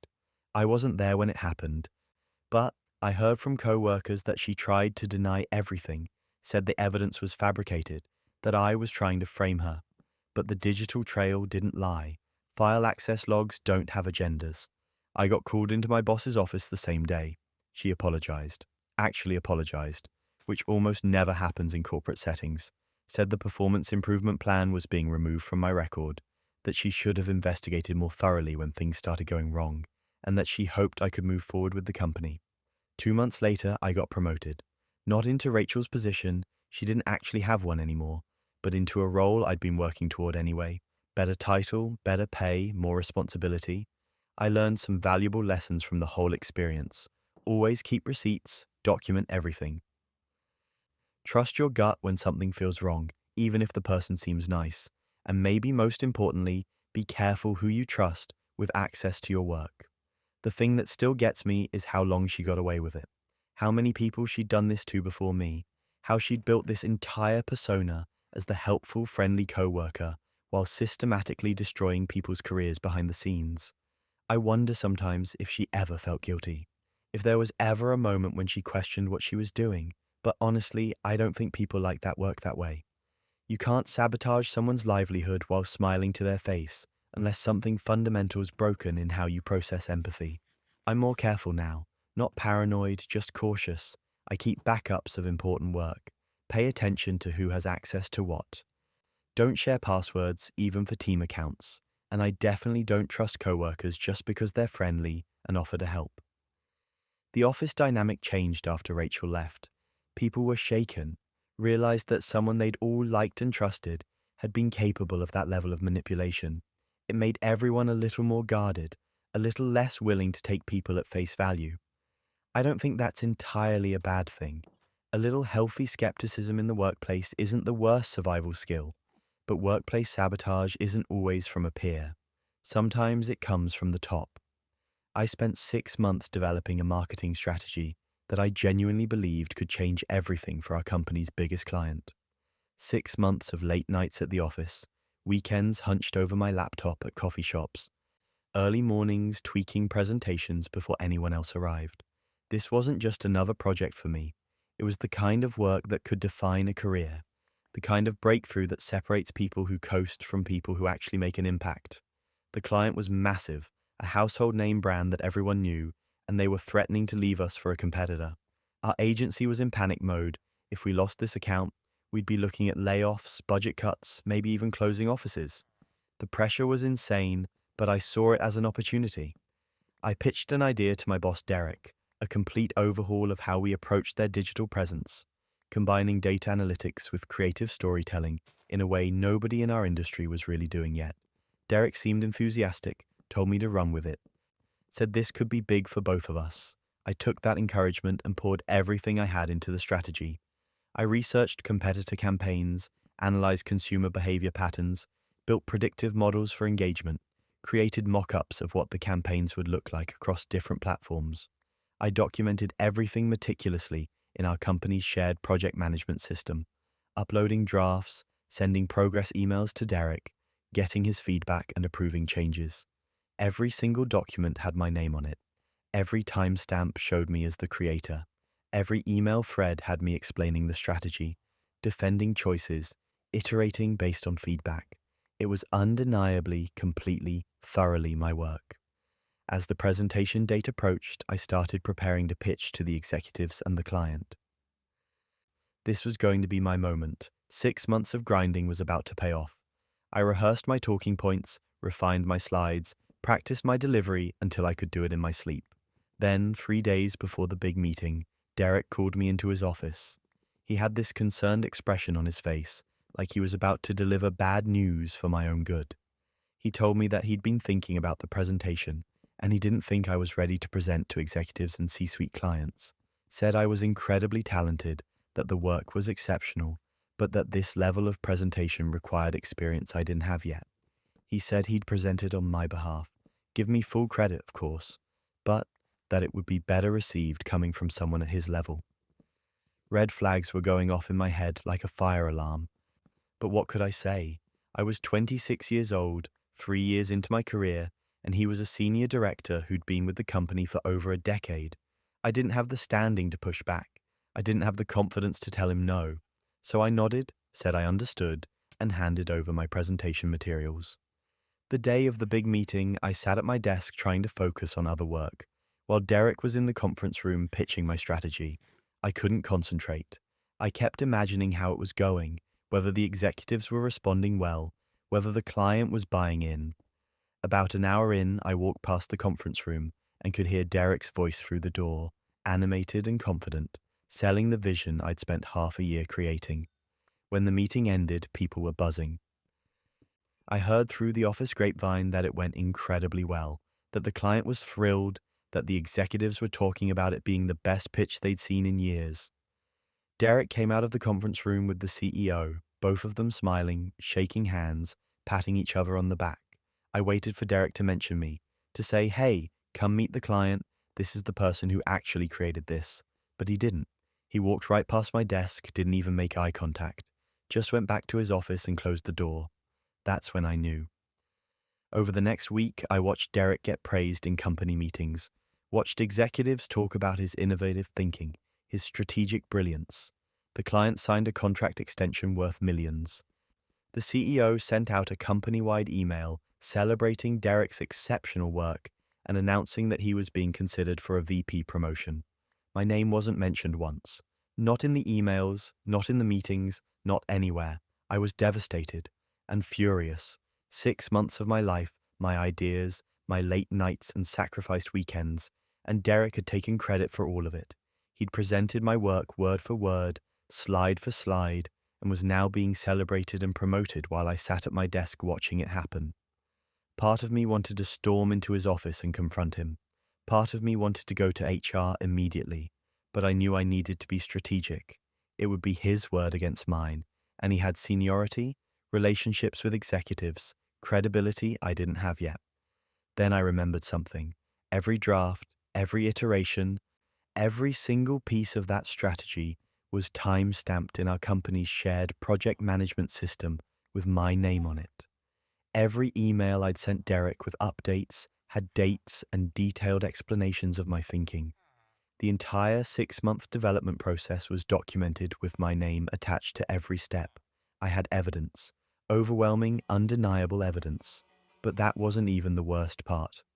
2 weeks later, the company scheduled an all-hands celebration meeting. The CEO wanted to publicly honor Derek for his exceptional work on the campaign, officially announce his promotion to VP, and use it as a morale boost for the whole team. Everyone in the company was required to attend, either in person or via video call if they were remote. I sat in that meeting room watching Derek stand at the front next to the CEO, watching him give a humble speech about teamwork and dedication, watching executives nod along like he was some kind of visionary leader. The CEO talked about Derek's strategic thinking, his innovative approach, his ability to deliver results under pressure. Every word felt like a knife. Then the CEO opened the floor for comments, asked if anyone wanted to say anything to honor Derek's achievement. A few people gave generic congratulations. Someone from another department made a joke that got polite laughs. The room was settling into that comfortable wrap-up energy where everyone's ready for the meeting to end. And I stood up. Every head in the room turned toward me. I could see Derek's face go from relaxed to concerned in about half a second. I stayed calm, kept my voice even, professional. I said I had a comment. I said that Derek had presented my work as his own. The room went completely silent. You could have heard a pin drop. The CEO looked confused, like he'd misheard me. Derek started to say something, but I kept talking.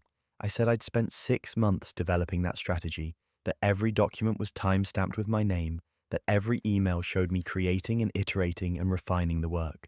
I said I had proof, and I'd like to share it with everyone if that was okay.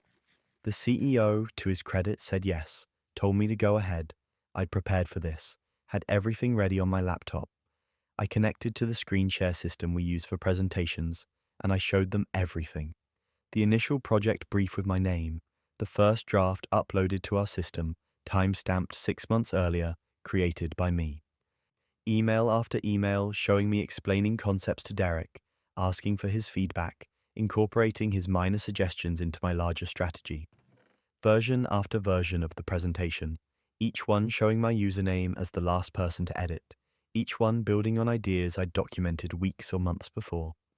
I showed them the final presentation Derek had delivered, and I showed them my last draft that I'd sent him 3 days before the meeting. They were identical, word for word, slide for slide. He hadn't changed a single thing except removing my name from the footer. The room was dead silent. I could see people's faces shifting as they processed what they were seeing. Executives were looking at each other. The CEO's expression had gone from confused to serious. Derek was pale, stammering something about collaboration and team effort. But his words were falling flat. I didn't editorialize, didn't add emotional commentary, just showed the evidence and sat back down. The CEO said we'd take a 15-minute break and reconvene. Derek was asked to wait in the conference room. I went back to my desk, my hands shaking from adrenaline, not entirely sure if I'd just saved my career or destroyed it. What happened next? Nobody saw it coming. An hour later, I was called into the CEO's office along with the head of HR. They asked me to walk them through the entire project timeline. I did, showing them everything again in more detail. They asked if Derek had contributed anything. I was honest, said he'd given feedback, approved directions, been supportive of the work, but the strategy itself, the core ideas, the execution, that was all me. They thanked me and said they'd be in touch. I went home that night convinced I was about to be fired for causing a scene, for embarrassing a senior director in front of the entire company. Derek was placed on administrative leave the next day pending an investigation.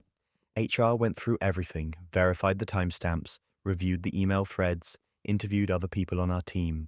The evidence was overwhelming. He'd taken my work, presented it as his own, and accepted a promotion based on a lie. 2 weeks later, Derek was demoted, stripped of the VP title he'd been given. A month after that, he was fired. They found out this wasn't the first time he'd taken credit for junior employees' work. Once HR started digging, other people came forward with similar stories. Apparently, this was his pattern. Take talented young people's ideas, promise to mentor them, then present their work as his own and advance his career on their backs. The CEO called me into his office personally, apologized for what happened, said the company valued integrity and that what I'd done took courage. Then he offered me a senior strategist position with a significant raise. Not the VP role Derek had gotten, because I genuinely wasn't ready for that yet, but a clear path to get there with proper mentorship and credit for my own work. 6 months later, after I'd successfully led 2 more major campaigns with full credit and visibility, they promoted me to VP, the youngest in the company's history.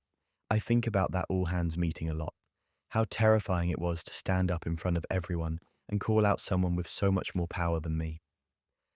How easily it could have backfired if I hadn't had airtight evidence.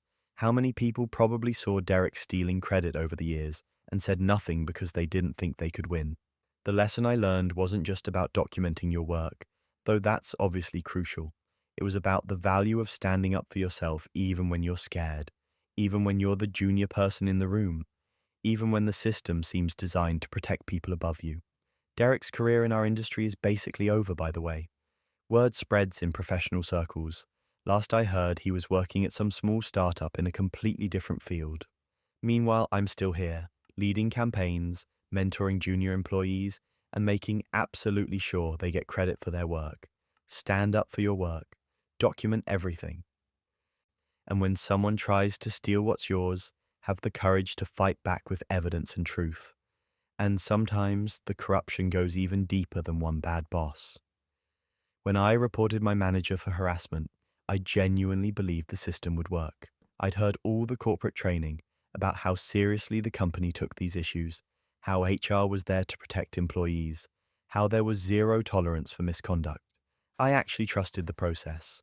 That trust lasted about 3 weeks. My manager, Derek, had been making my life hell for 6 months, started with comments about my appearance, escalated to inappropriate touching, then outright propositions. He'd corner me in empty conference rooms, send me messages late at night that had nothing to do with work, make jokes about what we could do on business trips. It was textbook harassment, the kind HR training videos warn you about. I documented everything, saved every email, every text message. I had witnesses, co-workers who'd seen him touch my shoulder, heard him make comments, noticed how uncomfortable I was. I even started recording conversations on my phone after he backed me into a supply closet and told me I'd advance faster if I was nicer to him. I had evidence, real, concrete, undeniable evidence. So I went to HR, scheduled a meeting with Susan, our HR director. She seemed sympathetic, took notes, nodded in all the right places, told me the company took these allegations very seriously and they'd conduct a thorough investigation, said I was brave for coming forward, assured me there would be no retaliation. I left that meeting feeling hopeful, like maybe this nightmare was finally going to end. Then nothing happened. A week passed, then 2. I followed up with Susan, asked about the status of the investigation. She said these things take time, that they were being thorough. Another week, I sent another email. She responded that they were still gathering information. I offered to provide more evidence, reminded her I had recordings. She said that wouldn't be necessary. They had what they needed. Finally, after a month of waiting, Susan called me into her office.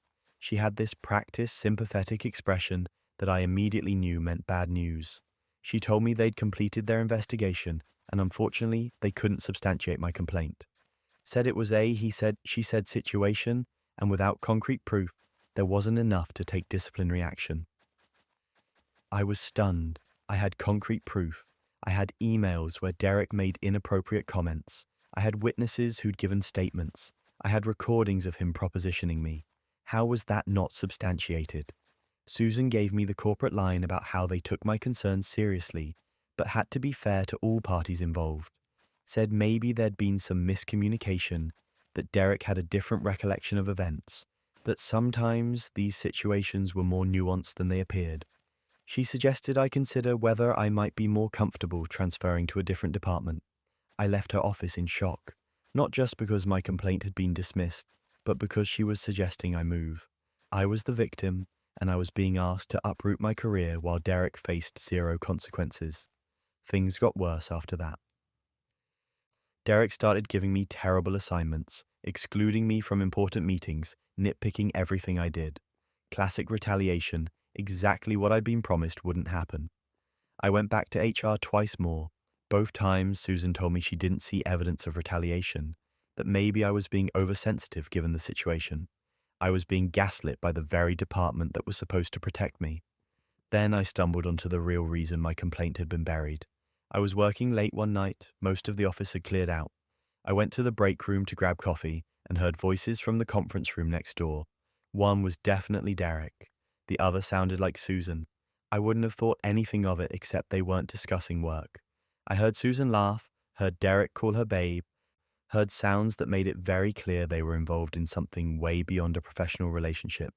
I stood there frozen, coffee cup in my hand, as the pieces fell into place. Susan wasn't just protecting Derek out of corporate liability concerns. She was protecting him because they were sleeping together. Suddenly everything made sense. The dismissed complaint, the suggestion that I transfer, the complete lack of consequences for Derek. Susan had buried my report to protect her affair partner, and she'd done it knowing exactly what he'd done to me. I was furious, but I knew going back to the company was pointless. Susan was the head of HR. Derek was a senior manager with connections. I was just a regular employee with a complaint that had already been officially dismissed. Internally, I had no power, so I went external. First, I filed a formal complaint with the Department of Labor. detailed everything: the harassment, the inadequate investigation, the retaliation, my suspicions about why the complaint had been buried. Sent them copies of all my evidence, every email, every recording, every piece of documentation I'd collected. Then I put together a comprehensive report and sent it directly to the company's board of directors. Not through company email, through their publicly listed business addresses. I figured Susan couldn't bury something that went straight to the people she reported to. I included everything, made it impossible to ignore, and specifically mentioned my suspicions about her relationship with Derek. But I didn't stop there. I found a journalist who specialized in workplace issues, had written several pieces about harassment and corporate corruption. I reached out anonymously, provided background, offered to be a source if they wanted to investigate. I gave them enough information to start digging, but kept my identity protected. And here's where it gets absurd. The journalist started investigating and discovered this wasn't just about my complaint. Susan had been systematically burying harassment complaints for years. My case wasn't an isolated incident, it was part of a pattern. She destroyed evidence, failed to document complaints properly, retaliated against other employees who'd come forward. And it wasn't just to protect Derek. She'd been covering for multiple managers, creating this environment where harassment victims knew reporting was pointless. The journalist's story broke publicly 3 weeks after I'd sent the initial tip. Front page of the business section, interviews with former employees, documentation of buried complaints, quotes from the Department of Labor about their ongoing investigation. The company's stock dropped, social media erupted. It was a full-blown scandal. The board had no choice but to act. They hired an external firm to conduct an independent investigation. And what that investigation found was even worse than the journalist had reported. Years of corruption, dozens of buried complaints, deliberate destruction of evidence, a culture of retaliation against whistleblowers that started in HR and infected the entire company. Susan and Derek were both fired within a week of the external report being released. Not quietly either. Public terminations, escorted out by security, the whole thing. The company faced multiple lawsuits from former employees whose complaints had been buried. Major policy changes were implemented. The entire HR department was restructured. New leadership was brought in from outside. I got a call from the new interim HR director. She apologized profusely for what had happened, said the company took full responsibility, and offered me a settlement if I'd agree not to pursue legal action. The number was significant, enough that I could leave and take time to figure out my next move. I took the settlement and quit. I couldn't stay at a company that had allowed that kind of corruption to fester for years. But before I left, I made sure everyone knew what had happened. I talked to co-workers, gave interviews for the follow-up articles, made sure my story and the stories of the other victims were heard. Susan's career in HR was over. Derek's management career was destroyed. The company paid out millions in settlements and legal fees. And I'd like to think the new policies and oversight will actually protect the next person who has to report harassment. But honestly, the whole experience taught me that institutional protections only work if the people running the institutions have integrity. And when they don't, sometimes the only option is to burn the whole corrupt system down and force them to rebuild it properly. I have a new job now, better pay, better culture. But I'm not naive anymore. I don't trust HR departments by default. I document everything, and I know that sometimes doing the right thing means going over heads, breaking protocol, and making people very uncomfortable. That HR department needed to burn to the ground. I'm just glad I had the matches, but workplace drama is nothing compared to what can happen when family greed takes over. When my grandmother passed away, we all expected her estate would be split equally among her 5 grandchildren. That's what she'd always told us. She was fair like that, never played favorites, made sure everyone knew they were loved equally. So when we gathered for the will reading, I was prepared for a straightforward process. Sad, obviously, but straightforward. Then my cousin Tyler walked in with a folder under his arm and this weird smirk on his face that I couldn't quite read. He sat down across from the rest of us, and when the lawyer started going through the will, Tyler interrupted, said there was a newer version, a more recent document that superseded the one the lawyer had. He pulled out this official-looking document, multiple pages, notary stamp and everything. And according to this version, Grandma had left Tyler 80% of her entire estate. The house, the savings accounts, the family heirlooms, all of it. The rest of us would split the remaining 20%. The room went completely silent. My aunt started crying. My other cousins just stared at Tyler in disbelief. I felt like I'd been punched in the stomach. This made no sense. Grandma had been clear about wanting things divided equally. She'd said it at family dinners, had mentioned it in passing conversations, had even joked about making sure we didn't fight over her stuff when she was gone. But the signature looked real. I'd seen Grandma's signature 1,000 times. And this looked like hers. The notary stamp was there. The date was from 3 months before she died. All the legal language was in place. Tyler sat there looking smug while the lawyer examined the document, clearly as shocked as the rest of us. Something felt deeply wrong, though. Grandma would never do this. She wouldn't cut out 4 grandchildren to benefit one, no matter how much she loved Tyler. And honestly, she didn't even like Tyler that much. He'd barely visited her in the last few years, always had excuses for missing family events. I asked if we could have some time to review the document before accepting it as legitimate. The lawyer agreed, said that was reasonable given the circumstances. Tyler got defensive immediately, said there was nothing to review, that Grandma had made her choice and we needed to respect it. That reaction alone told me everything I needed to know. I took photos of every page of Tyler's will and immediately contacted a forensic document examiner. Cost me $1,500 I didn't really have, but I needed to know.